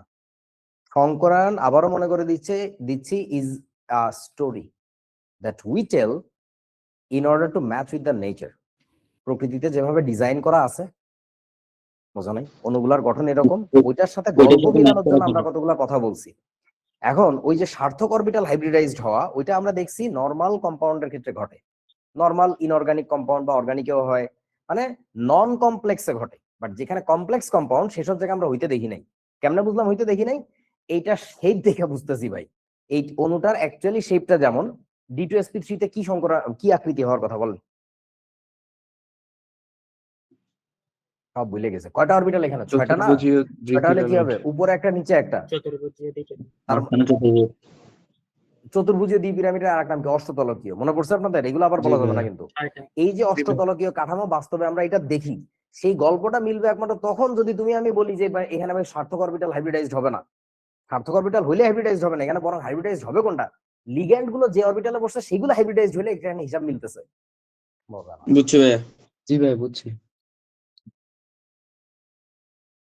দ্যাটস ওয়াই আমরা এই কথাটা বলি, ঠিক আছে, যে আমরা ওইটাকে হইতে দেখি না। এখানে আরো একটু কমপ্লেক্সিটি আছে, মানে মন খারাপ কইরো না যে কেন এই বিজ্ঞানীরা এভাবে মতামত সুইচ করতেছে। এখানে কমপ্লেক্সিটির ইস্যুটা হচ্ছে, প্রথম কথা, ধাতু হয়ে ইলেকট্রন গ্রহণ করছে, টের পাচ্ছ? হ্যাঁ ভাইয়া। জি ভাইয়া।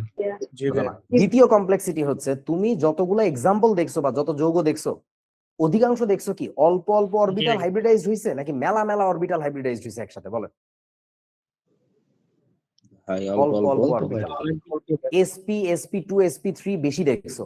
sp3d sp3d2 sp3d3 এগুলোর এক্সাম্পল খুবই রেয়ার। আমার কথা কি বুঝছেন? সো হাইব্রিডাইজড এতগুলা অরবিটাল মিলে করা, এটা প্রকৃতির জন্য ফেভারেবল কোনো ইস্যু না। তোমরা যখন থার্মোডাইনামিক্যাল আরো অনেক টার্ম আছে এখানে, আমি বলতেছি না, মানে সেইগুলো নিয়ে যখন আলোচনা শিখবা, ওগুলো নিয়ে যখন বুঝবা, তখন বুঝবা যে ভাই চাইলেই মন মতো হাইব্রিডাইজ করা যায় না। আচ্ছা, তাহলে প্রথম ইস্যু হচ্ছে অলরেডি অনেকগুলো অরবিটাল হাইব্রিডাইজড হইছে। এই তিনটা যদি ঢুকাইতাম, তো একটু কল্পনা কর কি হইতো। D5sp3। Do you understand how গ্যাঞ্জেম্মা ইজ দ্যাট? এবং প্রকৃতিতে এইভাবে শেপটা বানায় নাই, প্রকৃতিতে ওইভাবে সংকরায়ন করে নাই। সংকরায়ন করে নাই বলতে শেপটা বানায় নাই, তাহলে আমি ওইদিকে যাবো কেমনে? তোরা কি বুঝছিস ব্যাপারটা? মেনলি সেই। আচ্ছা, আরো কিছু ব্যাপার আছে সেখানে, আমি এক এক করে একটু বলি, একটু শোনো যে কেন এখানে এই তিনটাকে নেওয়ার দরকার নাই। তোমরা কি টের পাচ্ছ? This is the first ever hybridization যেখানে তুমি একটা মজার জিনিস দেখতে পাচ্ছ। খেয়াল করো তো, এটা এতদিন কোথাও দেখো নাই। সেটা কি বলো তো? পূর্বে সংকরায়ন হয়েছে, মানে এটা আলাদা শক্তি স্তরের অরবিটাল। দুইটা ডিফারেন্ট শক্তি স্তরের অরবিটাল মিক্স আপ হচ্ছে। 3D থেকে নিচে দুইটা অরবিটাল, 4s 4p থেকে নিচে আরো। কেউ বোঝা না আমার কোনো কথা? বুঝছি ভাইয়া। জি ভাইয়া। আমি তোমাদেরকে সংকরণের সংজ্ঞা যেদিন দেখাইছিলাম, সেই দিন ওইখানে কাইটে দিছিলাম। খেয়াল করে দেখো যে বইয়ের কথাটা বহিষ্ঠ শক্তি স্তর। হ্যাঁ, বলছিল যে বহিস্থ শক্তি স্তর বা একই শক্তি স্তরের কাছাকাছি শক্তির অরবিটাল মিক্স আপ হয়। আমি বলছিলাম এই কথাটা ভুল, এটা সবসময় খাটে না। এই যে তার প্রমাণ দেখেন। ইভেন তারপরে তোমরা দেখো, কে জানি আমার বলছিলাম, মেয়েদের মধ্যে সম্ভবত কেউ একজন, যে কি ওই যে কার্বনের হাইব্রিডাইজেশন যদি আমরা দেখাই, তাহলে কি দেখছিলাম? 1s2 2s1 উত্তেজিত অবস্থায়, 2px1 2py1, তারপরে কি 2pz1 ছিল। সেইখানে হাইব্রিডাইজ যখন করছিলাম তারপরে কি ছিল আমাদের, তারপরে আমাদের এইখানে তো এই 1s2 পড়েছিল, তারপরে এই কয়টাকে হাইব্রিডাইজ করে আমরা কি লিখছিলাম বলো, sp3 মনে আছে? হ্যাঁ ভাইয়া sp3 কে জানি বলছিল আমাকে এই 2sp3 কেন লিখতেছেন না, মনে আছে? সব ভুলে গেলে কেমনে কি, জি ভাই। তোরাই তো কোশ্চেন তুলছিলি 2sp3 ভাইয়া। কেন লিখতেছেন না, তখন আমি বলছিলাম এটা তো একই শক্তি স্তরের মধ্যে হাইব্রিডাইজেশন হচ্ছে, কয়দিন পরে দেখবে মাল্টিপল ডিফারেন্ট শক্তি স্তরে হাইব্রিডাইজেশন হবে, তখন এখানে কি লিখবি রে আব্বা, যদি দ্বিতীয় শক্তি স্তর থেকে কিছু অরবিটাল নেয় আর তৃতীয় শক্তি স্তর থেকে কিছু অরবিটাল নেয়, তখন কি এই জায়গায় 23sp3 লিখবি, এগুলোর কোনো দরকার নাই। এই দ্যাট ইজ দ্য রিজন। এখন মানে টের পাও, একটু বোঝো যে আসলে এখানে ঘটনাগুলো বেশ, ওই যে একটা গান বেরিয়েছে না রিসেন্টলি নির্বাচনের গান, যে খেলা যে চলছে কোন লেভেলে, এটা টের পাচ্ছ, খেলা পুরো ডিফারেন্ট লেভেলের। প্রথম কথা, ধাতু সে করছে সন্নিবেশ সমযোজী বন্ধন এবং সেই অগ্নি দাতা না গ্রহিতা, কত বড় লজ্জার ব্যাপার। এক, দুই হচ্ছে সন্নিবেশ সমযোজী বন্ধন যে করবি, সংকরান যে হবে, একই শক্তি স্তরের হোক, ভিন্ন ভিন্ন শক্তি স্তরে চলে গেছে, এতগুলা লিগ্যান্ড বসানো লাগতেছে।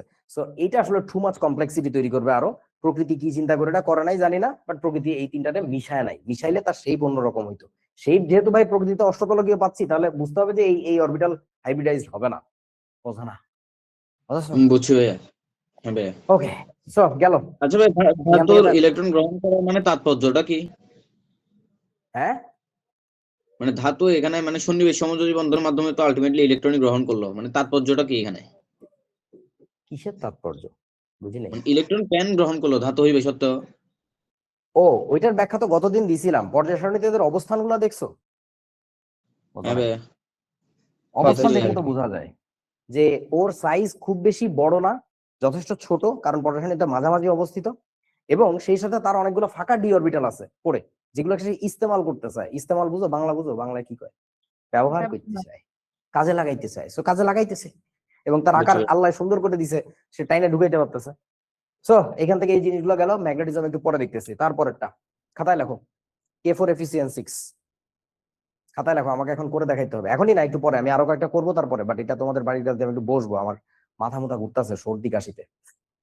লিখছিস? খাতা নাই কাছে, আমি জি জানি। ভাইয়া। ওরা যে অনলাইন জি ক্লাসের সুবিধা জি নিয়ে ভাইয়া, লেখা কি হয়েছে। ফাইজলামিটা করস। আচ্ছা, তারপরে এই যোগটা আমি করে দিই। নিকেল টেট্রাকার্বনিল, এইখানে কেমনে করবো? প্রথম কাজ কি বলছিলাম বলেন? প্রথম কাজ কি বলে ভাই ধাতুর ইলেকট্রন বিন্যাস এবং ধাতুর আয়নের ইলেকট্রন বিন্যাস। তোর দাদার মাতার ইলেকট্রন ধাতুর জারণ কাজের ইলেকট্রন বিন্যাস লেখা মানে জারণ সংখ্যা বাইর করা। তাহলে নিকেলের ইলেকট্রন বিন্যাস লিখবো নাকি নিকেল 2+ এর বলেন? ভাই নিকেল 2+ এর। কেন? এখানে জারণ সংখ্যা আছে তো 0, কি বিপদ? NiCO হোল ফর নিকেলের জারণ সংখ্যা কত? 0 না? বুঝা না? 0 ভাইয়া। হ্যাঁ হ্যাঁ, বুঝছি জি বুঝছি ভাইয়া। তাহলে নিকেল 2+ এর করা যাবে না, কিন্তু করতে হবে নিকেলের। এরপরের কাজ কি? ইলেকট্রন বিন্যাসটা করো ঠিকঠাক। তাহলে 18 এর পরে এখানে দুইটা দিব নাকি দিব না এখন বলেন? পরে দিবেন। কি দিব ভাই? দিব, কারণ এটা কিন্তু নিকেল 2+ না। তাহলে 18 পরে 2, মনে মনে ভাবো 20, 21, 22, 23, 24, 25, 26, 27, 28 হয়ে গেল। এখন আমাদের কি করা লাগবে বলো? লিগ্যান্ড নিয়ে আসা লাগবে। এখন লিগ্যান্ড যাকে আনবা সে কি সবল না দুর্বল? বল। সবল। সবল ভাইয়া। ওটা সবচেয়ে সবল, শুধু সবল। বুঝা না আমার কথা, বুঝছস? হ্যাঁ ভাই জি বুঝছি। ভাই। সবল যদি এমন হয়, খেলা মারবে ভিতরে ঢুকে যাবে সব। এমন ঢেলা দিবে রে বাবা, তুই তো নানা শুদ্ধ আমার কান্দে উঠে যাবি। ঘটনা হইতেছে এখন কি হবে তাহলে? আশা খাওয়ার ঠেলায় এই ইলেকট্রন লাফ দিয়ে এখানে আসলো, এই ইলেকট্রন স্পিন শিফট করে ভিতরে ঢেলে ঢুকে আসলো। 3D উপশক্তি স্তর পুরোপুরি ভরে যাবে, 4sটা ফাঁকা হয়ে যাবে। এই ফাঁকা জায়গায় কে ঢুকবে বলেন? ভাইয়া কার্বনিল। কার্বনিল। কার্বনিল কেন? কার্বোলাল ঢুকতে পারে না? কার্বোলাল, এই যে কার্বোলালের কি ছিল? অক্সিজেনের এক জোড়া lone pair. Electron, lone pair electron এখানে ঢুকলো। 4s তো ভরে গেল, এবার কোথায় যাবে বলা? ভাই 4p তে। 4p। 4p, তাহলে 4p তে যদি যায় ব্যাপারটা কেমন হয়? এই যে একটা, আরো একটা লিগ্যান্ড কয়টা আমাদের এখানে? 4টা না? সন্নিবেশ সংখ্যা 4। হাইব্রিডাইজেশন। হ্যাঁ, হয়ে গেল, শেষ। এই যে, তাহলে বলেন এখানে সংকরায়ন কি? sp3। sp3 sp3। এবং এই যৌগটা একটা বিশেষ বিখ্যাত মানে অস্ত্র ছিল আমার। কোন এক সময় আমি অনেক বড় একটা অফলাইন কোচিং এর ক্লাস নিতাম, বাংলাদেশের খুব বড় একটা নাম আছে তার। তো সেইখানে অনেক গান্ডুরা আমার সহকর্মীরা আর কি বলতো ক্লাসে যায় যে জটিল যৌগের সংকরায়নে দেখবা অবশ্যই ডি থাকে, এটা দেখেই নাকি জটিল যৌগ চেনা যায়। আরে গরু, এই বেটা PCl5 এর সংকরায়ন কি মনে আছে তোর? PCl5 এর ফসফরাসের হ্যাঁ হ্যাঁ ভাই sp3d sp3d sp3d। গরুগুলারে আমি কত বছর ধরে পড়াইছি গ্রুমিং এর সময় যে এগুলো বলিস না ক্লাসে, এই পোলাপাইনি তোদের বোল্ড আউট করে দিবে। এইটা তো জটিল যৌগ না, এটা তো সাধারণ একটা যৌগ। এখানে জটিলতার কিছু হয় নাই তো। জটিলতা কারে বলে? এই যে ধাতু ইলেকট্রন গ্রহণ করতেছে, ধাতুর সাথে সন্নিবেশ বন্ধন হচ্ছে, this is what you call complication. So এইটা জটিল যৌগ না, অথচ তার সংকরায়নেও যায় দেখো ডি আছে। আবার এইটা জটিল যৌগ অথচ সেখানে কোনো ডি নাই। সো এটা একটা স্টুপিড কথা। এই কথাগুলো তোমাদের সামনে কেউ বললে তোমাদের যেন বোকা বানাইতে না পারে, বুঝো ভাই, যে জটিল যৌগ হইলেও তার সংকরায়নের ডি অরবিটাল নাও থাকতে পারে। ইনফ্যাক্ট তোমাদের ওই যে একটা স্লাইডে আমি বাংলা কথা পড়ে পড়ে শোনাইছি, আমি চাই ভাবছিলাম তোমরা কি ওখানে অবজেকশন তুলবা, তোলো নাই। ওখানে একটা জায়গায় দেখো যে অষ্টতলকীয় কথা বলা আছে। তোমার কাছে এটাই তো দ্বিধা লাগার কথা, জটিল যৌগ মানেই তো অষ্টতলকীয় কাঠামো না, এটার কাঠামো তো চতুস্তলকীয়। এবং জটিল যৌগের ক্ষেত্রে সবচেয়ে কমন দুইটা স্ট্রাকচার হচ্ছে চতুস্তলকীয় আর অষ্টতলকীয়। এমনকি তোমাদেরকে আমি যেদিন আকৃতি শিখাইছিলাম সেদিন দুইটা বিশেষ কাঠামোর কথা বলছিলাম, যে দুইটা কাঠামো প্রকৃতির কাছে খুবই পছন্দের। বলেন তো কোন দুইটা জি কাঠামো? ভাই অনেক স্টেবল। এই যে কোন দুইটা? টেট্রাহেড্রাল আর অক্টাহেড্রাল। চতুস্তলকীয় আর অষ্টতলকীয়। প্রকৃতি খুবই চায় এই দুইটা বানাইতে, খুবই চায়, ভয়াবহ রকমের চায়। আচ্ছা, নিকেল টেট্রাকার্বনিলের সংকরায়ন পেরে গেলাম। তারপরে আসো হেক্সা অ্যাকুয়া ক্রোমিয়াম 3 ক্লোরাইডের সংকরায়ন। প্রথম কাজ কি করতে হবে বলেন? ভাইয়া জারণ মান বের করা ধাতুর। +3 আছে, আমি তো করতেছি, তোমরা তো করতেছো না, তোমরা করো। +3 তারপরের কাজ কি? তারপরের কাজ কেন্দ্রীয় ধাতব পরমাণু আয়নের ইলেকট্রন বিন্যাস লিখে ফেলা। হ্যাঁ। তাহলে কিভাবে লিখবো আমরা? মনে 18 করো। পরে পলিসির গুলো এখানে কি মনে দিব? না দিব না। নাকি দিব দিব না? না, কয়টা দিব আয়ন না? যেহেতু দিব না। কয়টা দিব না? কয়টা মনে রাখবো? একটা। একটা একটা। কারণ ক্রোমিয়ামের নরমাল ইলেকট্রন বিন্যাসে কি থাকে? 3d5 4s1, মনে নাই তোমাদের? হ্যাঁ ভাইয়া এই আচ্ছা, বন্ধু। জি ভাইয়া তাহলে ওটাকে মনে মনে ভাববো, একটা দিছি বাট দিব না। তাহলে 18 পরে কয়টা ধরবো? একটা 1 19 20 21 22 23 24 24 তো যাওয়া যাবে না, তোদের সাথে কথা কইতে কইতে ভুল হয়ে গেছে। এই যে এই দুইটারও ফালাই দিতে হবে, বুঝছিস কি আমার কথা? ক্রোমিয়াম 3+। ওকে, জি ভাইয়া। এর পরের কাজ কি বলেন? লিগ্যান্ড বাবা আসবে। এখন বলে লিগ্যান্ড কি সবল না দুর্বল? দুর্বল ভাইয়া। দুর্বল। তো গান্ডু, গান্ডু হইলে কি ঠাসা খাবে? না না ভাইয়া, কোনো ঠাসাঠাসি হইবে না, পিছে যেমনে যায় আছে তেমনে। যাবে। হ্যাঁ, পিছে যেখানে ফাঁকা জায়গা পাবো ওখান থেকে বিসমিল্লাহ করে বসা শুরু করবে, যে বড় ভাইটার সামনে আসে। বলো তাহলে পানিকে যে লিখবো আমরা কোথায় লিখবো বলেন? বলেন বলেন বলেন। হইতে পারে না, অশিক্ষিত বলা ভাই। এই দেখ এইখানে যায় বসবে, এ বুঝলি? এখন হ্যাঁ ভাইয়া বুঝছি। জি ভাইয়া এইখানে যায় বসবে। তারপরে কি হবে বল? তারপরে তো এটা হবে, এই যে তিনটা এখানে। বলেন। হ্যাঁ এইখানে একটা গেল, তাহলে 3টা ঢুকে গেছে, বাকি দ্বিতীয় 3টা তৃতীয়। ওইখানে যাবে। এই যে, এই যে দেখো। তাহলে বলো তো বন্ধু, দ্বিতীয় এখানে sp3 কি ভাইয়া। সংকরায়ন হলো? এখানে আবার দ্বিতীয় হলো sp3। D2sp3। তুমি বারবার খালি দেখবা জটিল আয়নের সংকরায়নে বারবার কেন জানি D2sp3 হয়। প্রকৃতির এই অষ্টতলক যে এত পছন্দ রে বাবা। এটা টেট্রাহেড্রাল। না অক্টাহেড্রাল। ভাইয়া অক্টাহেড্রাল। অক্টাহেড্রাল। হ্যাঁ, তাহলে আমি কিন্তু কাঠামোগুলা লিখতেছি না, বাট তোমরা কি বুঝতেছো এটার কাঠামো কেমন হবে? টেট্রাহেড্রাল। চতুস্তলকীয়, বুঝে নিও। পরীক্ষা এগুলার আকৃতিও আসে, সংকরায়নও আসে, সো যখন যা আসে সেই অনুযায়ী, বাট আনসার একই, মানে সবগুলোর আনসার একই। আচ্ছা, তারপরে কি? এটা খাতায় লেখেন, নিজেরা করবেন। হেক্সা অ্যাকুয়া কোবাল্ট 3 ক্লোরাইড। তাড়াতাড়ি লেখো, তাড়াতাড়ি লেখো, সময় কম, 10টা 17 জি ভাইয়া শেষ। লেখা হয়েছে? জি ভাইয়া। সিমিলার হ্যাঁ ভাইয়া। জিনিসপত্র দিচ্ছি, কঠিন কিছু দিচ্ছি না। এটা খাতায় লেখো, নিজেরা করবা। হেক্সা অ্যামিন কোবাল্ট 3 ক্লোরাইড। ঠিক জি আছে, ভাইয়া হয়ে গেছে। হেক্সা জি ভাইয়া। অ্যামিন দিছি কিন্তু। আচ্ছা, তারপর এটা করবা, হেক্সা অ্যামিন ক্রোমিয়াম 3 ক্লোরাইড। করো, করো মানে লেখো আর কি। তারপর আরো কয়েকটা দিচ্ছি, দিয়ে আমি একবার একটু বসবো 10 মিনিটের জন্য। হয়েছে লেখা? জি ভাইয়া। এটা করবা। Penta aqua nitroso ferrous sulphate. এটা করতে যা হাউ করে দিবা আম্মা। হয়েছে লেখছস? জি ভাই। হ্যাঁ ভাইয়া লিখছি। জি ভাইয়া এটা করবা টেট্রা অ্যাকোয়া কপার সালফেট, এমনি টেট্রাঅ্যামিন কপার 2 সালফেট। কি আবল তাবল বলতেছি, মাথা ভনভন করে ঘুরতেছে। লেখছস? জি জি ভাই। ভাই। জি ভাইয়া এটাও কর টেট্রাসায়ানো নিকেলেট 2, টেট্রাসায়ানো নিকেলেট 2। হ্যাঁ ভাইয়া লিখছি। হ্যাঁ করো এখন তাড়াতাড়ি, এই কটা করো। এখন বাজে কয়টা? 10টা 18। আমি 10টা 28 না 10টা 30 আসতেছি। যাও কইছো জি ভাইয়া কি অবস্থা? এটা কি আসছে বলো? এটা হুবহু আগেরটার মতো না? D2sp3। আচ্ছা D2sp3 কোনো পার্থক্য আছে এটার আর আগেরটার মধ্যে? যে ও 3D ভাইয়া এর 3 নাম্বার অরবিটালের কাছে মুক্ত জোট মানে জোর বাঁধা ইলেকট্রন থাকে। আচ্ছা ঘটনা হচ্ছে এটার জারণ সংখ্যা বাইর করলে দেখা যায় +2। তো +2 থাকার কারণে ইলেকট্রন কনফিগারেশনটা কেমন হবে?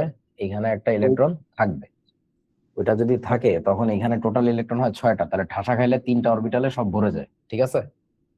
হ্যাঁ ভাইয়া। জি ভাইয়া জি ভাইয়া। তারপরে ঢুকাইলে আমরা দেখবো D2sp3 সংকরায়ন। আচ্ছা তারপরে এটা তো করে দিছি। প্লাস হবে তারপরে এইটা মনে হয় তোমাদের করার কথা ছিল, দ্রুত করে ফেলি। এটাও ভাই কোবাল্টের D2sp3। এখানে কত? +3। তাহলে কোবাল্ট 3+ এর ইলেকট্রন বিন্যাস লিখবো। কোবাল্টের হচ্ছে 27টা ইলেকট্রন, তাহলে 18, এখানে মনে মনে 2টা 20। 20 এর পরে এখানে কি হবে? 21, 22, 23, 24, 25, 26, 27 নাম্বারটা দিব না। তাহলে এটা হচ্ছে কোবাল্ট 3+ এর ইলেকট্রন বিন্যাস। এখন বলো যে লিগ্যান্ড আসতেছে সেটা কি সবল না দুর্বল? সে হচ্ছে দুর্বল। দুর্বল। যদি ভাই এটা দুর্বল আমার হয়ে থাকে, sp3d2 যদি দুর্বল হয় তাহলে যেভাবে আছে সেভাবেই থাকবে, কোনো কম্প্রেশনের কাহিনী নাই। সরি, কোনো কম্প্রেশনের কাহিনী নাই। তাহলে এইখান থেকে বসা শুরু করবে। ঠিক আছে তো আমার কথা নাকি? বুঝা না?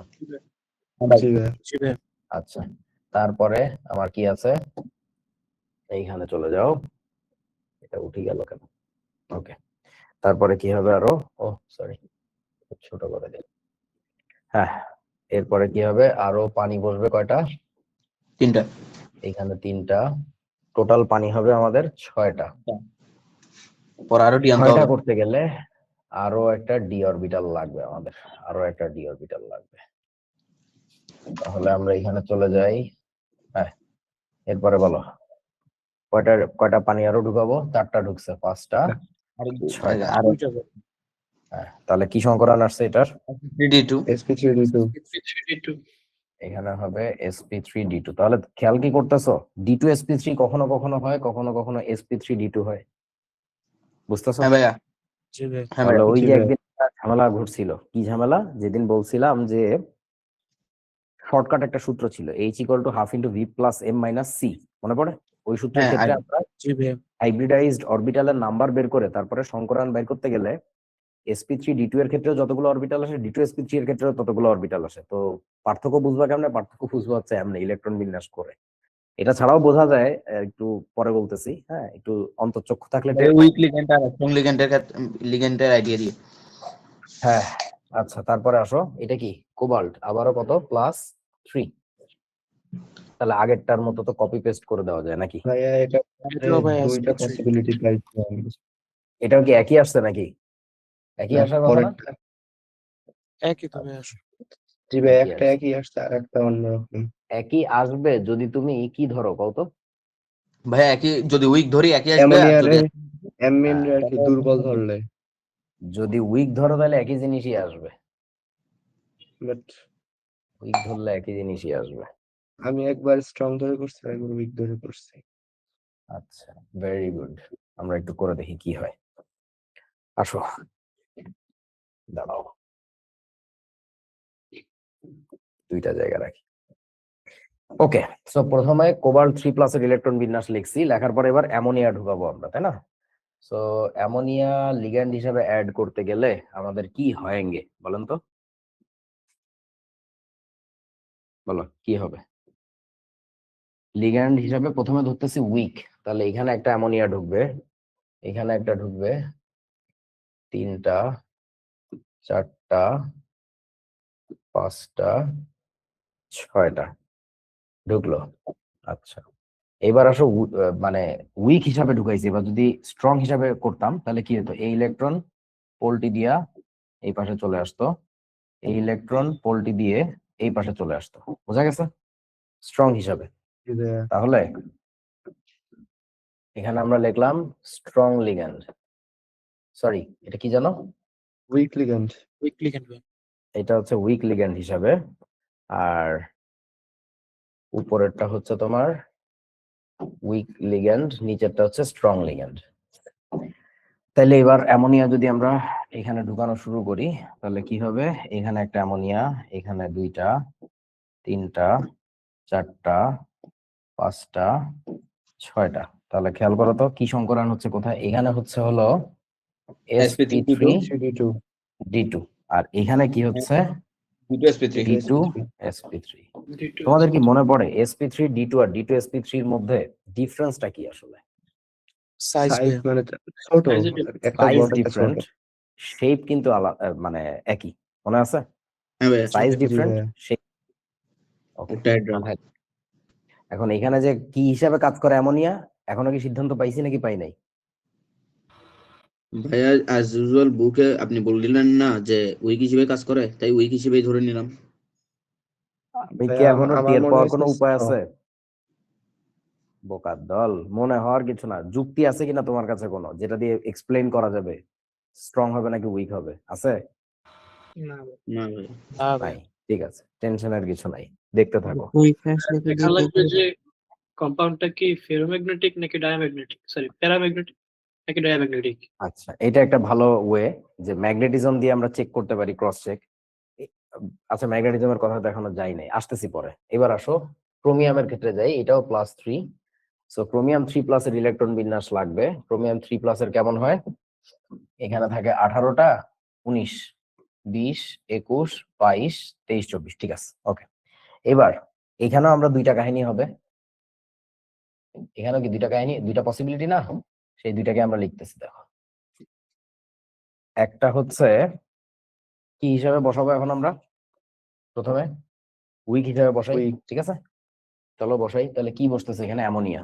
তাহলে এই যে NH3, ওকে। তাহলে অ্যামোনিয়া একটা বসলো এখানে, 2টা 3টা। তারপরে কি হবে আরো? 4p লাগবে আমাদের এবার।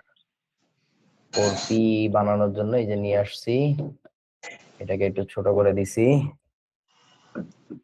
1 2 3, তাহলে হইলো। এবার আমরা স্ট্রং হিসাবে দেখব কি হয়। সো স্ট্রং হিসাবে দেখতে গেলে এটাকে উল্টায় দিয়ে ভিতরে ঢুকাবো, আর এটা এখানে রেখে দিব। তারপরে এবার অ্যামোনিয়াকে দাও, 1টা 2টা 3টা 4টা। আমার মনে হয় একটু ভুল হচ্ছে কোথাও, এরকম তো হওয়ার কথা না। ক্রোমিয়ামের ইলেকট্রন বিন্যাস ঠিক ছিল? ক্রোমিয়াম 3+ জি এর ভাইয়া। জি ভাই। 3 আর 3 6, 18 আর 6 24, ঠিকই তো আছে। আচ্ছা হইলো, দেখি করে দেই। 4s এর পরে কি আছে বলেন তো? 4p আছে, তাই না? আপনি তো 4p তে কয়টা থাকবে ইলেকট্রন এখানে? মানে কয়টা লিগ্যান্ড ঢুকবে? আরো 2টা ঢোকার কথা না? 2টা। কারণ 3 আর 2 3 আর 1 4 5 6 হয়ে গেছে, এই তো হওয়ার কথা। তাহলে বলো, দুই ক্ষেত্রে সংকরণ আমরা 2 রকম পাচ্ছি, স্ট্রং ধরলে একরকম, উইক ধরলে একরকম। এখানে কি পাচ্ছি আমরা? D2 D2 sp3 sp3, আর এখানে কি পাচ্ছি? D3 sp2 sp2। আচ্ছা, তাহলে এটা কি হিসাবে ধরছি? উইক লিগ্যান্ড, আর এটা ধরছি হচ্ছে স্ট্রং লিগ্যান্ড। ওকে, সিদ্ধান্ত পরে নেই, আগে থাকুক, এভাবে থাকুক। এরপরে চলো penta aqua nitroso ferrous sulphate. এখানে কি করছো? আয়রনের জারণ সংখ্যা দেখছো +2, তারপরে Fe2+ এর ইলেকট্রন বিন্যাস লিখছো। লেখার পরে এবার বলো কি হয়েছে? তাহলে 18 মনে মনে 2টা 20, 20 এর পরে 21 22 23 24 25 26, ঠিক আছে। এটার পরে বলো কি করা লাগবে এবার?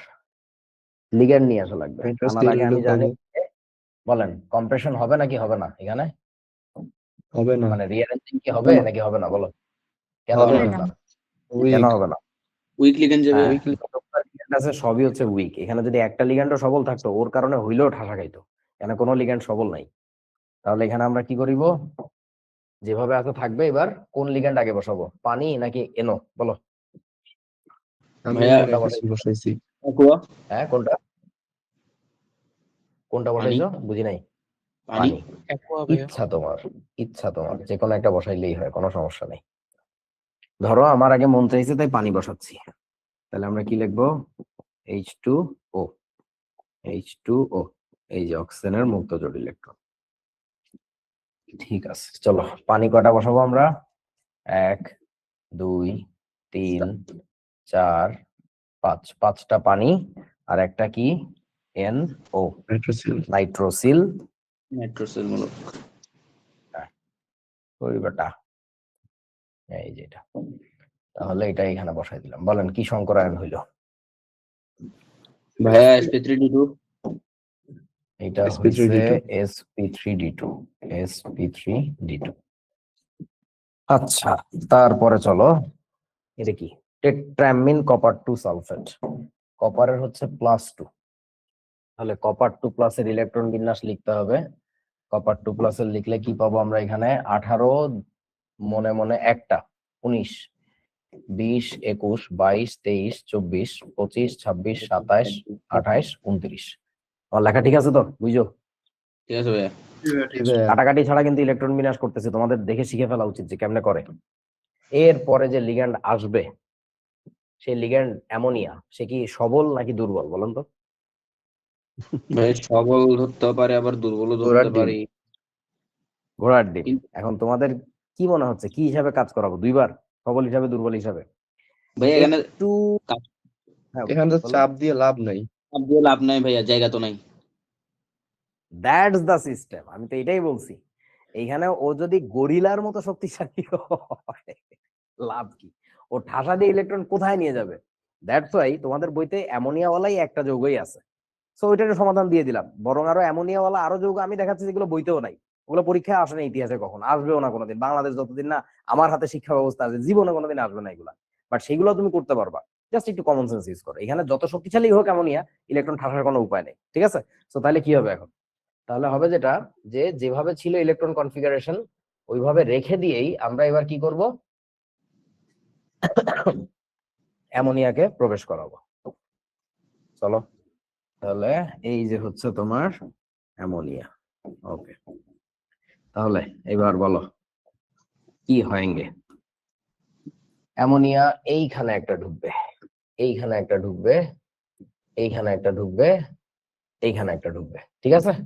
না ভাইয়া, চারটা ঠিক অ্যামোনিয়া। জি ভাইয়া। ওকে, sp3। sp3 সংকরায়ন, তাই না? না তাহলে আমি ভাইয়া, একটু এটা লিখে ফেলি। এই বেটা, শিখতে গেলে বইয়ের পড়া জিনিস ওই ভুলভাল বুলশিট এগুলো ভুলে যেতে হয়। আমি যে কোনো জিনিসকে তোমাদের কোনোদিন দেখছো যে নলেজ আকারে পুশ করছি যে নলেজ না, যুক্তি, এটা হওয়ার কথা, মানো কিনা? হ্যাঁ ভাই এরকমই তো হওয়ার কথা। এরপরে তোমার আমি কারণ ব্যাখ্যা করব। তুমি বইতে দেখে এসে যদি বলো চেঁচামেচি করো এখানে sp2d হয়, আমি জানি জ্ঞান তোমার বেশি দূর নিবে না, যুক্তি তোমাকে নিয়ে যাবে। So, যুক্তি শেখো, আমার কথা বোঝো নাই? বুঝছি ভাইয়া। হ্যাঁ, তুই যদি আগেই বলে দেস ব্যাখ্যার আগে যে ভাই আমি তো জানি এখানে এটা হয় না, that is not the way of learning. এটা হওয়ার কথা ছিল ভাই, এটাই তো, নাকি অন্য কিছু হওয়ার কথা ছিল বলেন?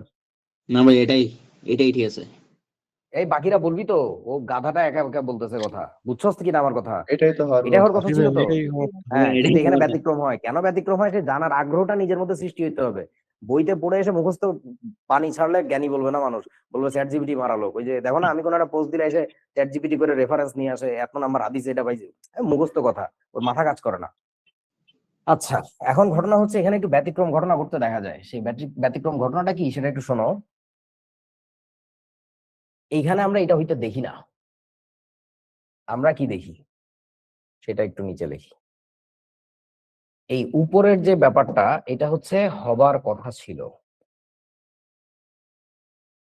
এটাকে লিখে দেই।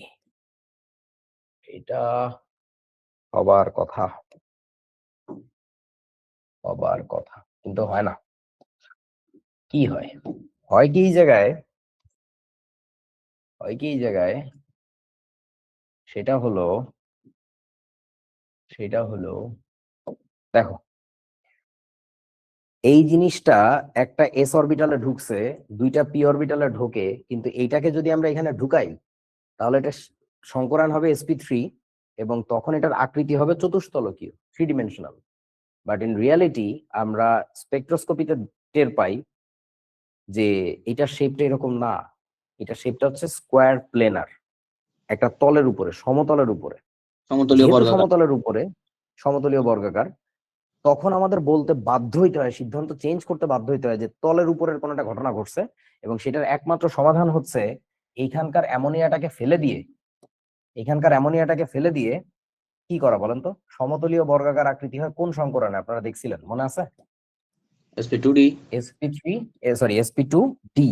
তাহলে এই আরেকটা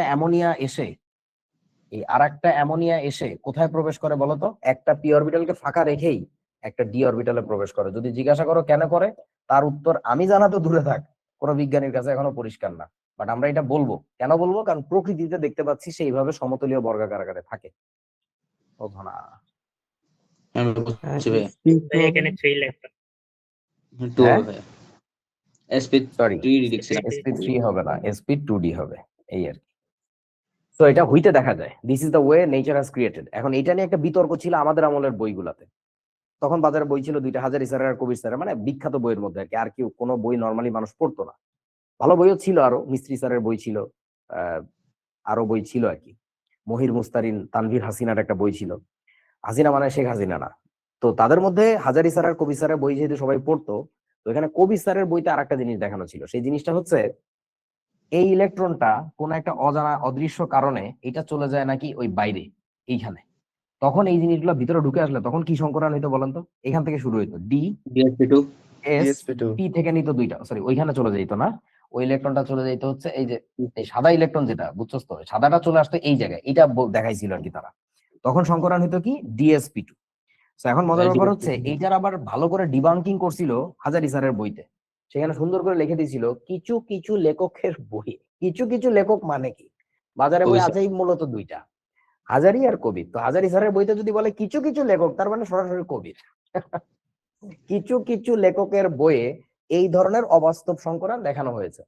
এইটার মানে যুক্তি খণ্ডনের জন্য ওনার যুক্তি খুবই শক্তিশালী ছিল। ওনার যুক্তি ছিল যেটা, যদি আসলেই এর কনফিগারেশন এরকম হইতো, যদি কনফিগারেশন মানে হাইব্রিডাইজেশনের কনফিগারেশনটা এরকম হইতো, তাহলে ঘটনা ঘটতো যেটা, এই যে যে ইলেকট্রনটা কবির স্যারের বইতে দেখাইছে এইখানে, এই ইলেকট্রনটাকে সহজেই তাপ দিয়ে বের করে ফেলা যেত, সিঙ্গেল আনপেয়ার্ড ইলেকট্রন। তোমরা জানো অলরেডি, এটার বের করার কোনো ব্যাপারই না।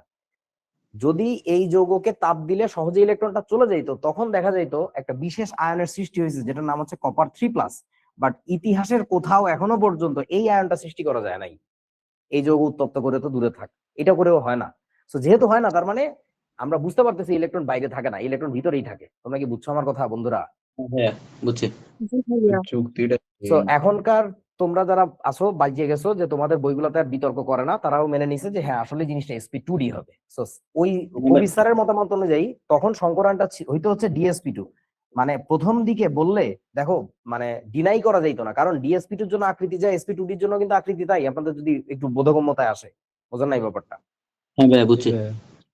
সো ওইটা আসলে যে হয় না সেটা সবাই এখন মেনে নিছে। সো এখন আর টেনশনের কিছু নাই। বাট আমাদের সময় টেনশন হইতো যে পরীক্ষা আসলে কোনটা দিব, দুই বইতে তো দুই রকম লেখা। সো এখন ক্লিয়ার আর কি।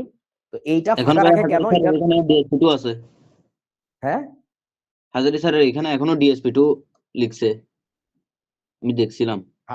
হাজারি স্যারের বইতে, dsp2 বর্তমান বইতে বর্তমান বইতে দুইটাই লিখছে, sp2d dsp2 দুইটাই লিখছে, তবে sp2d কে প্রাধান্য দিছে।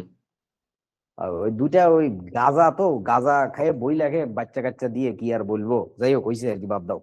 তো এখন ঘটনা হচ্ছে যে বেসিক্যালি সংকরান এখানে sp2d। তারপরে তোমাদের কাছে ওপেন এন্ড থাকলো, তোমাদের যদি কারো যুক্তিতে মনে হয় যে না ভাই dsp2 এর পক্ষে, ঠিক আছে, you are welcome, no problem. But আমি sp2d লিখি, বলি, বুঝাই, এই হচ্ছে কথা। সো আশা করি এটা সংকরান বুঝা গেছে। চলো, এটা কি আরো একটা দেওয়া হয়েছিল তোমাদেরকে, কি যন্ত্রণা। এখন এটার জন্য আমি কোথা থেকে ইলেকট্রন বিন্যাস কপি পেস্ট করে নিয়ে আসবো? এখানে নিকেলের জারণ সংখ্যা কত বলো? ভাই +2। +2 এখানে হয়েছে হচ্ছে +2। সবল লিগ্যান্ড একবারে নিয়ে যাই। আচ্ছা চলেন এখন কই কই কই কই এই +2 যদি হয়ে থাকে তাহলে আমার নিকেল 2 প্লাস এর ইলেকট্রন বিন্যাস লেখা লাগবে। নিকেল 2 প্লাস হলে তখন আবার কোন ইলেকট্রন দুটো চলে যাবে? এটা যাবে, এটা যাবে। স্যার আচ্ছা এবার সবল লিগ্যান্ড নাকি দুর্বল লিগ্যান্ড বলেন? সবল ভাইয়া। সবল। সবল ভাইয়া। সবল ভাইয়া যদি হয়ে থাকে তাহলে তো ঠাসা খাবে। ঠাসা গেলে কি হবে? এটা উল্টায় যায় ঢুকে যাবে এর মধ্যে। গেল। ওকে, এবার ফাঁকা যে জায়গা তৈরি হয়েছে, সরি ওইখানেই দেখাই দিছি, কপি করে নিয়ে আসি। যদি এরকম হয় তাহলে এটা উল্টে যাবে এই জায়গায়, তখন এটা নতুন পরিবর্তিত ইলেকট্রন বিন্যাস, যেহেতু এখানে একটা স্টার মেরে দিই। এরপরে বলো সায়ানাইড ঢুকবে, তাই না? সায়ানাইড ঢুকাইতে গেলে আমাদের কি হবে? Cl minus lithium electron. Okay boss, তাহলে একটা সায়ানাইড ঢুকলো, দুইটা ঢুকলো, তারপরে কি হবে বলো? এরপরে কোথায় যাবা? 4p, right? হ্যাঁ 4p তে ঢুকাবো। কয়টা ঢুকবে এখানে? দুইটা। দুইটা। এই একটা, এই একটা। তাহলে কি সংকরায়ন হচ্ছে এখানে বলেন?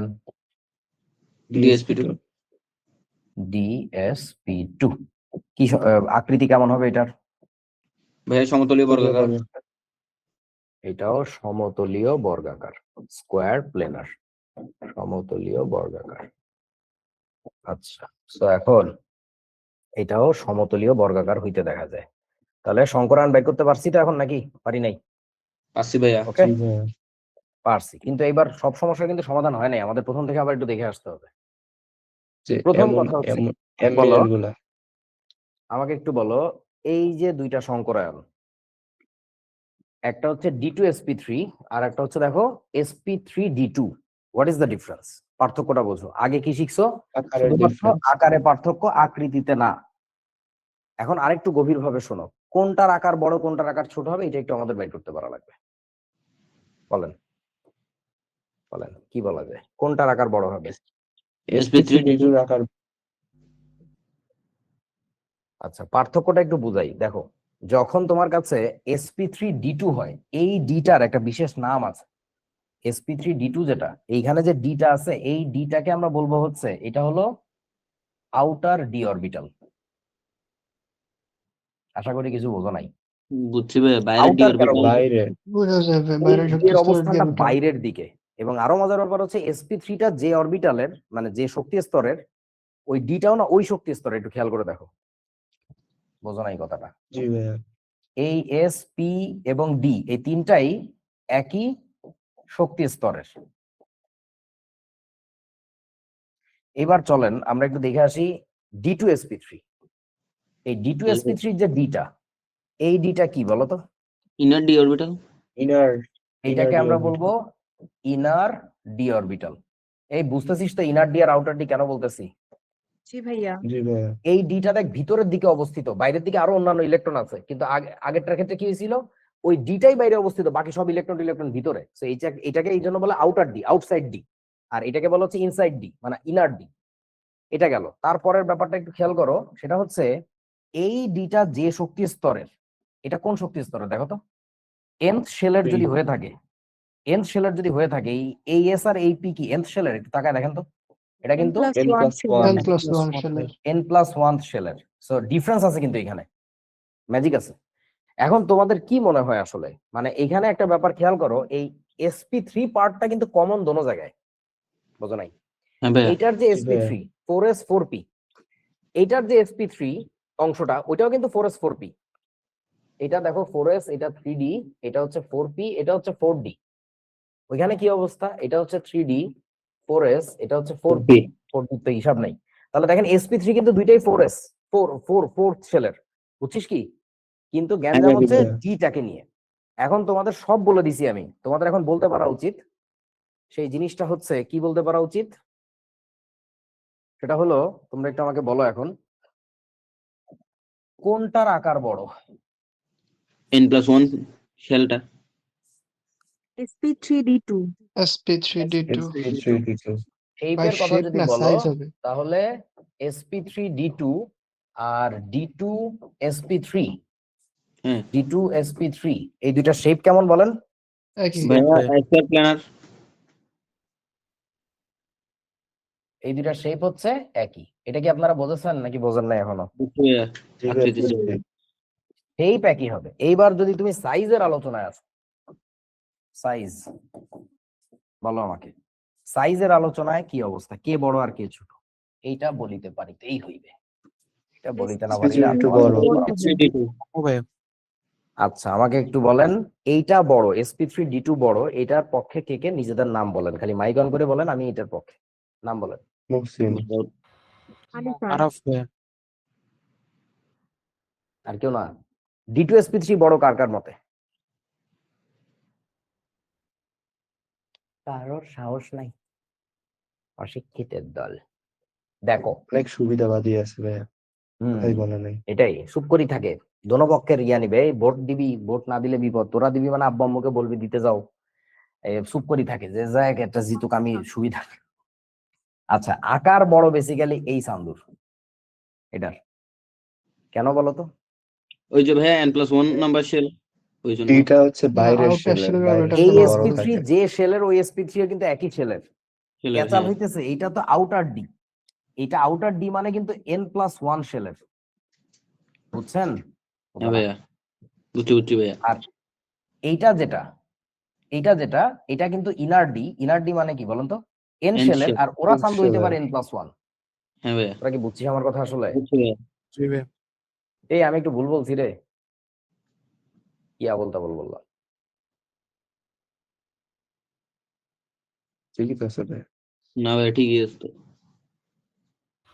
ভাইয়া সরি সরি sp3 কে n ধরলে d2 sp3 এর মধ্যে d-টা n-1 আচ্ছা ঠিক আছে, আমরা একটা কাজ করি, sp3 কে আমরা nth শেল ধরে নেই, এটা nth শেল, এটা nth শেল। যদি এটা ধরা হয় তাহলে ওইখানে আবার একই nth শেল, এই যে, তাহলে বলেন এবার এই ডিটা কি হবে? n+1 শেল, আর এটা কি হবে? কত? n-1 1 ts, বা ডিটা এন্ড সেল হবে ভাইয়া এটা প্রথমটা। n shell। এটা n shell হবে। এটা n শেল হবে না? এবার ঠিক আছে না আমার লেখা? জি ভাইয়া। হ্যাঁ ভাইয়া মানে ঠিক আছে। প্রযুক্তি, এই যে sp3 এর মানে sp এর পরে তো ডি আসে, তো এটা কিন্তু একই শেলের, হ্যাঁ বুঝছিস তো? আর এটা হ্যাঁ ভাই, কিন্তু বুঝছি। ভিতরের শেলের, ওইটা হচ্ছে বাইরের শেলের। তো তাইলে বলেন এবার ভালো করে বলেন, সাইজ কোনটার বড়?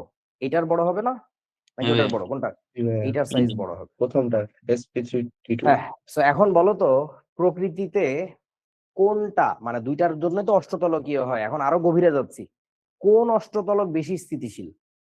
ছোট অষ্টতলক নাকি ছোটটা। বোটকা অষ্টতলক? ছোটটা। ছোট ছোটটা, ছোটটা। তো তাইলে আমরা এটা বলবো কি, স্মলার octahedron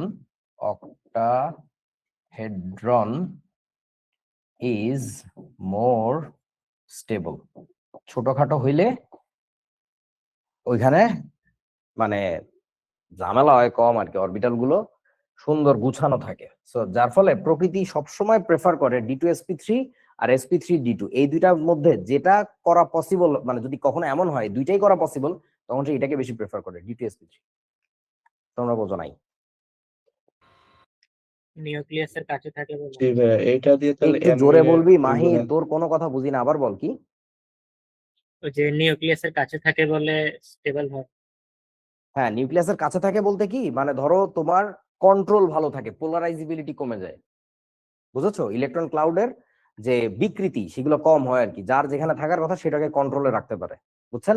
তো এই দুইটা অপশনের মধ্যে যদি আমার কখনো দ্বিধা আসে যে কোনটা হইতে পারে, দুইটাই হয়, তখন তোমার বোঝার উপায় হচ্ছে এটা, D2sp3 is more preferable than sp3d2। বোঝা না? জি ভাইয়া। ওকে, চলেন এবার আমরা একটু আগাই। এবার কোথায় আছি? আমাদের কিছু কনফিউশনের জায়গা ছিল, কনফিউশনের জায়গাগুলো কোনগুলো নিয়েছিল দেখি, বলো প্রথম থেকে বলো। এটা নিয়ে কোনো কনফিউশন আছে? না। সবল লিগ্যান্ড হবে, ঠাসা দিবে, হয়ে যাবে, শেষ। তারপরে এটা নিয়ে কনফিউশন আছে? এটারও কনফিউশনের কিছু নাই। না। তারপরে এটা নিয়ে কনফিউশনের কিছু নাই। নাই। তারপরে এটা নিয়েও নাই, নাই এটা নিয়েও নাই। ভাইয়া সেকেন্ডটায় হ্যাঁ, কনফিউশন ছিল। কি কনফিউশন? ভাইয়া ওখানে এই যে আয়রনের জারণ মানটা হ্যাঁ, ওটা 2+ হবে। কপি পেস্ট করে না লিখছিলাম না, এটাই তো কনফিউশন নাকি? না ভাইয়া 2+ কেন হবে? কেন হবে না? এখানে জারণ বুঝি সংখ্যা বের করে নাই দেখতেছি তো +2, বুঝছিস কি? ভাইয়া। ভাইয়া বলে বসে থাকে, জি ভাইয়া না, না ভাইয়া কি বললো বুঝি নাই। না ভাইয়া, কি না ভাইয়া মানে বুঝি নাই নাকি? ভাইয়া বুঝি নাই, কারণ আগেরটা তো ছিল পটাশিয়ামের ক্ষেত্রে নিচে 3 ছিল, আর সায়ানাইডের তো 0। এখন না, সায়ানাইডের কোথার থেকে 0? মাইনাস সায়ানাইডের -1 -1 ছয়টা না, -6 সায়ানাইডের -6 -6, পটাশিয়ামের +4, তাহলে আয়রনের এখানে কত +2 হবে না? বুঝছিস কি? জি ভাইয়া, হ্যাঁ, তারপরে আগেরটা বুঝা গেছে নাকি এটাই এখনো বুঝাইতে হবে আমার? বুঝছি ভাইয়া। হ্যাঁ, তাই বলতে তো হয় যে ভাই তো বুঝে হয়েছে, থামেন থামেন বুঝছি। আচ্ছা, কোনো কনফিউশন নাই? কনফিউশন নাই? কনফিউশন আছে না নাই? নাই। নাই নাই, কারণ পানি উইক লিগ্যান্ড, সে কম্প্রেস করে নাই। পাশা কনফিউশন মারে আছে না নাই। নাই? নাই ভাইয়া। নাই নাই। আচ্ছা, কনফিউশন আছে না নাই? ও আছে। আছে তো বিশাল জাতি কনফিউশন যে কোনটা হবে জাতীয় আসলে। confusion। জাতীয় কনফিউশন। আসো এবার ডিবাঙ্ক নিচেরটা করার চেষ্টা করি, বলো তোমাদের কি মনে হয় উপরেরটা হবে নাকি D2sp3 নিচেরটা মোর হবে? স্টেবল, নিচেরটা। ভাইয়া sp3 স্টেবিলিটি d2 একটা অপশন, আর একটা অপশন d2sp3, কোনটা সে প্রেফার করবে বলেন? D2sp3 D2sp3 যেটার সাইজটা ছোট, এখান থেকে ডি নিচ্ছে হচ্ছে 3D, আর এখান থেকে ডি নিচ্ছে হচ্ছে কোনটা বলেন তো? 4D। সো এইটা কি 4D হবে? এইটা হচ্ছে মোর কি স্টেবল। তো এটা যেহেতু স্টেবল বেশি, তার মানে definitely go home you are drunk, এটা বাদ। সো অ্যামোনিয়া এখানে হচ্ছে স্ট্রং ফিল্ড হিসেবে, স্ট্রং ফিল্ড লিগ্যান্ড হিসেবে কাজ করে, বুঝছেন আমার কথা? বুঝছি ভাইয়া। জি ভাই। তো এই টেকনোলজি আমি কারো কাছে পড়ি নাই, কোনো বইতেও দেখি নাই, শিখিও নাই, আমার কাছে নিজের মনে হয়েছে ব্যাপারটা এইভাবে বিবেচনা করা উচিত, প্রকৃতি কোনটা বেশি মানে সাপোর্ট করে। সো এই পদ্ধতিও ভুল হইতে পারে, আমি আবারও বলতেছি এটা আমার পদ্ধতি, আমি এইভাবে মুখস্থ ছাড়াই বুঝে মনে রাখি, মানে বুঝে বিবেচনা করি আর কি। সো তোমার যদি পছন্দ না হয়, please invent something new and show me, I want to learn. এটা আমার পদ্ধতি জাস্ট। আচ্ছা, এরপর এটা বলেন, এখানে কোনটা হবে? এখানে একটা কনফিউশন ছিল আমাদের ক্রোমিয়ামের সাথে। এখানে হচ্ছে D2sp3, এখানে হচ্ছে D3sp2, definitely D3sp2 is not preferable. কেউ হ্যাঁ, বোঝে না অর্ধেক সংকুচিত জীবন করতে পারে শুনিও না? নাই। সেটাই। হ্যাঁ, কি বললি বিপ্রজিৎ? অর্ধেক সংকুচিত করতে পারে না? এই রে বাবা রে, আমি কখনো দেখিনি অর্ধেক সংকুচিত। ফার মোর স্টেবল এটা, তাহলে এটার কোনো চান্সই নাই। তোরা একটু এটা আবার তো একটু করে দেখিস তো, আমার কেমন কেমন জানি লাগতেছে, নিচেরটা এরকম হওয়ার কথা না। যাই হোক, হইলো আর কি, এটা বাদ। বুঝছেন? কনফিউশন ক্লিয়ার হচ্ছে আমার নাকি হচ্ছে এমনই না? হচ্ছে ভাইয়া হয়ে হচ্ছে। বুঝছি। ওকে, ঠিক আছে। আমার কাজ তোমার ফিলোসফি শিখানো, আমার লিখতে তো ভুল হইতেই পারে, বাট তুমি মেইন কনসেপ্টটা বোঝো আর কি। আচ্ছা, কনফিউশন নাকি ক্লিয়ার? ক্লিয়ার ভাইয়া। ক্লিয়ার ভাই। ক্লিয়ার। কনফিউশন নাকি ক্লিয়ার? এটা তো বোঝা গেছে, জাস্ট এই অরবিটালটা ফাঁকা রাখে, কেন রাখে জানি না, প্রকৃতি ভাবে বানায়। হ্যাঁ, যে সে প্লেনার কাঠামোতে যাইতে হবে, প্লেনার কাঠামোতে গেলে এরকম করাই লাগবে। আচ্ছা, তাহলে sp2d এর একটা এক্সাম্পল দেখছি, আর তোমাদের বইতে এই রিলেটেড আর নাই, তাই আমি আরেকটা এক্সাম্পল দেখাই দিলাম, dsp2। সো sp2d dsp2 দুই ক্ষেত্রে আমরা আকৃতি দেখবো একই, সমতলীয় বর্গাকার। এরও একটা দাঁত ফোকলা থাকে, এই ফোকলাটা এই জায়গায় বাইরে বলে নরমাল লাগে, আর ওর দাঁত ফোকলাটা হচ্ছে ভিতরে, ওই এই জায়গায়, এই একই কাহিনী। আচ্ছা, এবার আসো আমরা ম্যাগনেটিজমের দিকে যাই। তাড়াতাড়ি মনে করে বলো, চৌম্বকত্বের উপর ভিত্তি করে দুনিয়া যত পদার্থ আছে কয় ভাগে ভাগ করা যায় বলো? 3 ভাগে। ফেরো এক ফেরোডায়া নাম্বার কি বলছিলাম? ফেরোম্যাগনেটিক। ফেরোম্যাগনেটিক, প্যারাম্যাগনেটিক, আর কি? তারপর ডায়া। ডাইম্যাগনেটিক। ডায়া। এখন ফেরোম্যাগনেটিক আয়রন পদার্থ তো 4 ভাবে ফিক্সেশন দেখছিলাম ছিল, এক জায়গায়। Iron cobalt nickel. ওই টেকনিক। সাইড পাঁচ প্রকার যা আছে ওগুলো ফিজিক্সে, কেমিস্ট্রিতে 3 প্রকার আমরা আদি আমল থেকে বইতে বলে আসি। কে কে জানো? ছিল আয়রন, কোবাল্ট আর কে? নিকেল। ফেকনি। তো এই নিকেল। 3টা মৌলের কথা মনের গহীনে গেঁথে রাখবো, যে এই 3টা মৌলের যৌগ হইলেও মানে ফেরোম্যাগনেটিক হওয়া যাবে না। Specifically this 3 elements will be called as ferromagnetic. এছাড়া বাকি যারা আছে হয় প্যারা নাইলে ডায়া।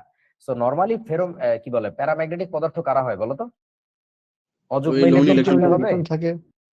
হ্যাঁ, এদের ক্ষেত্রে আমরা দেখব অযুগ্ম ইলেকট্রন বিশিষ্ট যারা, তারা মূলত প্যারাম্যাগনেটিজম দেখায়। আর এটা কি? যুগ্ম ইলেকট্রন বিশিষ্ট, মানে সব হচ্ছে জোড় বাঁধা ইলেকট্রন হবে এই জায়গায়। দ্যাটস ইট, আর কিছু না, জোড় ইলেকট্রন বিশিষ্ট। ফেরোম্যাগনেটিক কেন কয়? সবচেয়ে বেশি ম্যাগনেটিজম দেখায় তাই, আর সবচেয়ে বেশি ম্যাগনেটিজম দুনিয়ার আয়রন দেখায়। আয়রনের নাম ফেরাম, ফেরাম থেকে ফেরো আসছে, বুঝো নাই? বুঝছো ভাই? যে প্রশ্ন সেই তো কথা কয় না, সে বুঝছস কিনা বাবা? না ভাই, ইলেকট্রন কনফিগারেশনের উপর ভিত্তি করে এটা এখানে নাম করা হয়েছে প্যারাম্যাগনেটিক তো ডায়াম্যাগনেটিক। ফেরো জিনিসটা তো বুঝলাম না তাই। এই আমরা ঘুমায় মনে হয় সারাদিন। ফেরো ইজ জাস্ট এ ওয়ার্ড, একটা নাম দিছে ফেরো। সেই নামটা কেন দিছে? ওরা চৌম্বকত্ব সবচেয়ে বেশি দেখায়, চুম্বকের প্রতি, চৌম্বক ক্ষেত্রের প্রতি আকর্ষণ অথবা বিকর্ষণ যেটাই করুক সবচেয়ে বেশি প্রবল। এখন এই ঘটনা যত পদার্থ আছে দুনিয়ায় করে, তাদের মধ্যে সবচেয়ে বেশি প্রবল ভাবে কি করে? ফেরাম। আয়রন। আয়রন। তাহলে ওই নামটা থেকে জাস্ট বলতেছে ফেরাম, ফেরোম্যাগনেটিক, আর কিছু না। That is just a name, আর কিছু না। ভাইয়া Okay, বাঙালি এবার চিন্তা চলো। ভাবনা করলে, ভাইয়া মানে বাঙালি চিন্তা ভাবনা করলে এগুলো হচ্ছে চুম্বকে আবার ফেরানো যায়, দ্যাটস ওয়াই ফেরো দিছে। আচ্ছা বলো এবার, এই যৌগটা, এই জটিল যৌগগুলোর মধ্যে আমাদের লাগবে যে কে ফেরোম্যাগনেটিক, কে প্যারাম্যাগনেটিক, কে ডায়াম্যাগনেটিক। বলো এই যৌগটা কি ফেরোম্যাগনেটিক হবে না প্যারাম্যাগনেটিক। আয়রনের? ফেরো ভাইয়া, আয়রন। প্যারাম্যাগনেটিক। আচ্ছা ভালো করে বুঝে রাখো, আয়রনের কোনো যৌগ হইলেও তাকে কিন্তু ফেরোম্যাগনেটিক বলা যাবে না। বুঝছি। বিশুদ্ধ আয়রন হলে তাকে ফেরোম্যাগনেটিক বলা যাবে। সেটা কিন্তু আয়রনের যৌগ। তোমার এমসিকিউ পরীক্ষাটা ডিরেক্ট ধরে দিয়ে বলবে এই যৌগটার ম্যাগনেটিজম কি ধরনের। বুঝছিস আমার কথা? বুঝে না? হ্যাঁ বুঝছো জি ভাইয়া। আচ্ছা জি তাহলে ভাইয়া। এখন কি করা লাগবে? এটার এই সংকরণ টঙ্করণ বাইর করে তুমি দেখবা পুরো যৌগের মধ্যে কোথাও আনপেয়ার্ড ইলেকট্রন আছে কিনা। বলো লাস্ট লাইনে ওই দেখা যে যায়, একটা দেখা যায়। ওই যে একটা আচ্ছা। দেখা যায়। তাহলে এই দেখা যায় তাল গাছ, এই আমাদের কাজ। যেহেতু এই একটা আনপেয়ার্ড ইলেকট্রন আছে, তাহলে এটাকে কি বলবো বলো তো? প্যারাম্যাগনেটিক। প্যারাম্যাগনেটিক। প্যারাম্যাগনেটিক। বসছো নাকি বোঝো নাই বন্ধুরা? বুঝছো ভাইয়া? জি। বুঝছি এটা ভাইয়া। হচ্ছে প্যারাম্যাগনেটিক হবে। আচ্ছা তারপরে আসো, এই যৌগটা কি হবে? প্যারা নাকি ডায়া? ডায়া। হ্যাঁ ভাইয়া। কারণ কোনো আনপেয়ার্ড ইলেকট্রন নাই। সো দেখো এখন এইটা তোমার তত্ত্ব অনুযায়ী আসছে ডায়াম্যাগনেটিক। তুমি অ্যাকচুয়াল ম্যাগনেটিক ফিল্ডের মধ্যে এটা বসায় দেখবা কোনো ডাইপোল মোমেন্ট বা টর্ক পাচ্ছি কিনা আমরা। যদি পাই তাহলে বুঝবো যে এটা আসলে প্যারাম্যাগনেটিক। তখন আবার তোমার বলা লাগবে শঙ্করায়নের তত্ত্ব ভুল, এই শঙ্করায়ন হয় না।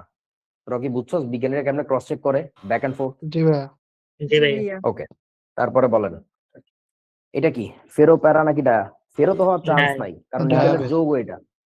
এটা হবে হচ্ছে ডায়াম্যাগনেটিক পদার্থ। হ্যাঁ তারপরে এটা কি বলো? ভাইয়া প্যারা। প্যারা। প্যারা ভাইয়া। এটা প্যারা প্যারা। না, এটা প্যারা না। Dia dia. যথেষ্ট।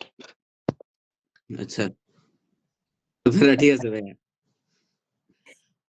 কেন বলতেছি, অ্যাডমিশনের অনেক প্রশ্নে এরকম জিজ্ঞাসা করে কোনটির চৌম্বক ধর্ম সবচেয়ে বেশি, মানে কোনটার প্যারাম্যাগনেটিজম সবচেয়ে বেশি। তখন তোমার যেটা দেখা লাগবে কতগুলো আনপেয়ার্ড ইলেকট্রন আছে। আনপেয়ার্ড ইলেকট্রন সংখ্যা যত বেশি ওর প্যারাম্যাগনেটিজম মানে, বুঝছেন আমার কথা? সেই জন্য এটাকে মনে রাখার জন্য লিখে দিলাম এটা যথেষ্ট প্যারা। আচ্ছা বলো এবার এটা কি? এটা আরো বেশি যথেষ্ট প্যারা। বাবা প্যারা। অনেক। এটা হচ্ছে, লিখে রাখো, এটা হচ্ছে ভীষণ প্যারা। আনপেয়ার্ড ইলেকট্রন সংখ্যা। আচ্ছা তারপরে এটা, এগুলা এটা কি বলো? এই যৌগটা কি? ডায়া। Dia dia. এটা ম্যাগনেটিক। হবে হচ্ছে ডায়াম্যাগনেটিক পদার্থ। এটা কি? যথেষ্ট প্যারা। যথেষ্ট প্যারা। যথেষ্ট প্যারা। যথেষ্ট প্যারা। ওকে তারপরে এটা কি? ভীষণ প্যারা ভাই। ভীষণ এটা প্যারা। হচ্ছে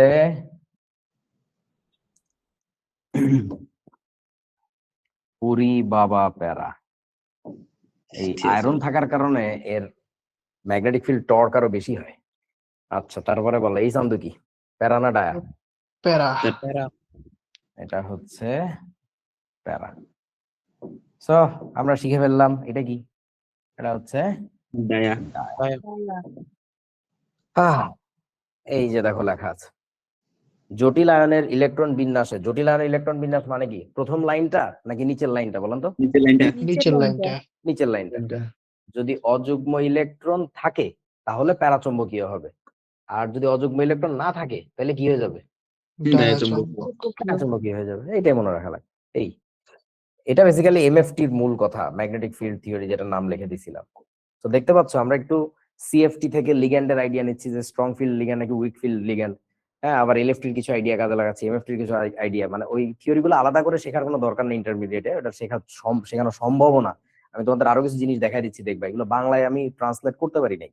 আর বড় ক্লাসের বই থেকে যখন নিয়ে আসছি, মানে এটা বাংলা ট্রান্সলেট, স্পেকট্রোকেমিক্যাল সিরিজ, এটা তুই বাংলায় কি করবি ভাই? আমি অনেক চেষ্টা করছি, মানে আমার জ্ঞানের যোগ্যতায় হয় নাই।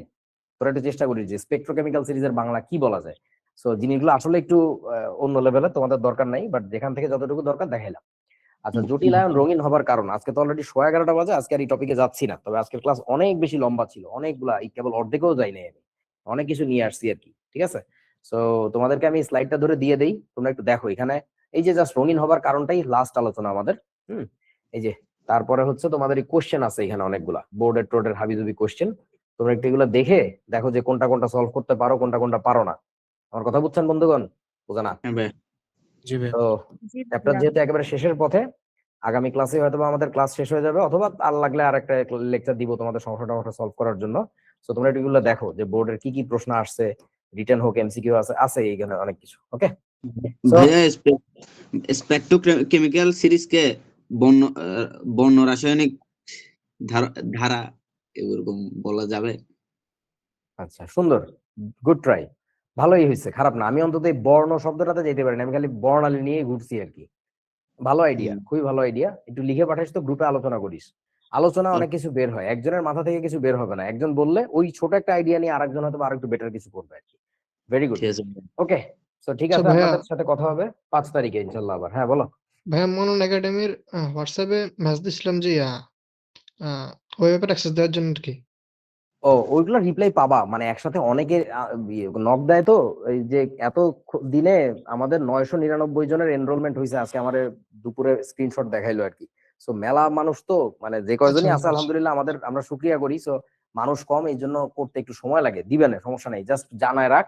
কারণ ওই আনরেড মেসেজ থাকলে ও দেখে দেখে খুলে ফেলে, খুলে রেসপন্স করে আর কি। ওকে, সো ঠিক আছে, স্লাইড গুলো চ্যানেলে দিয়ে দিন।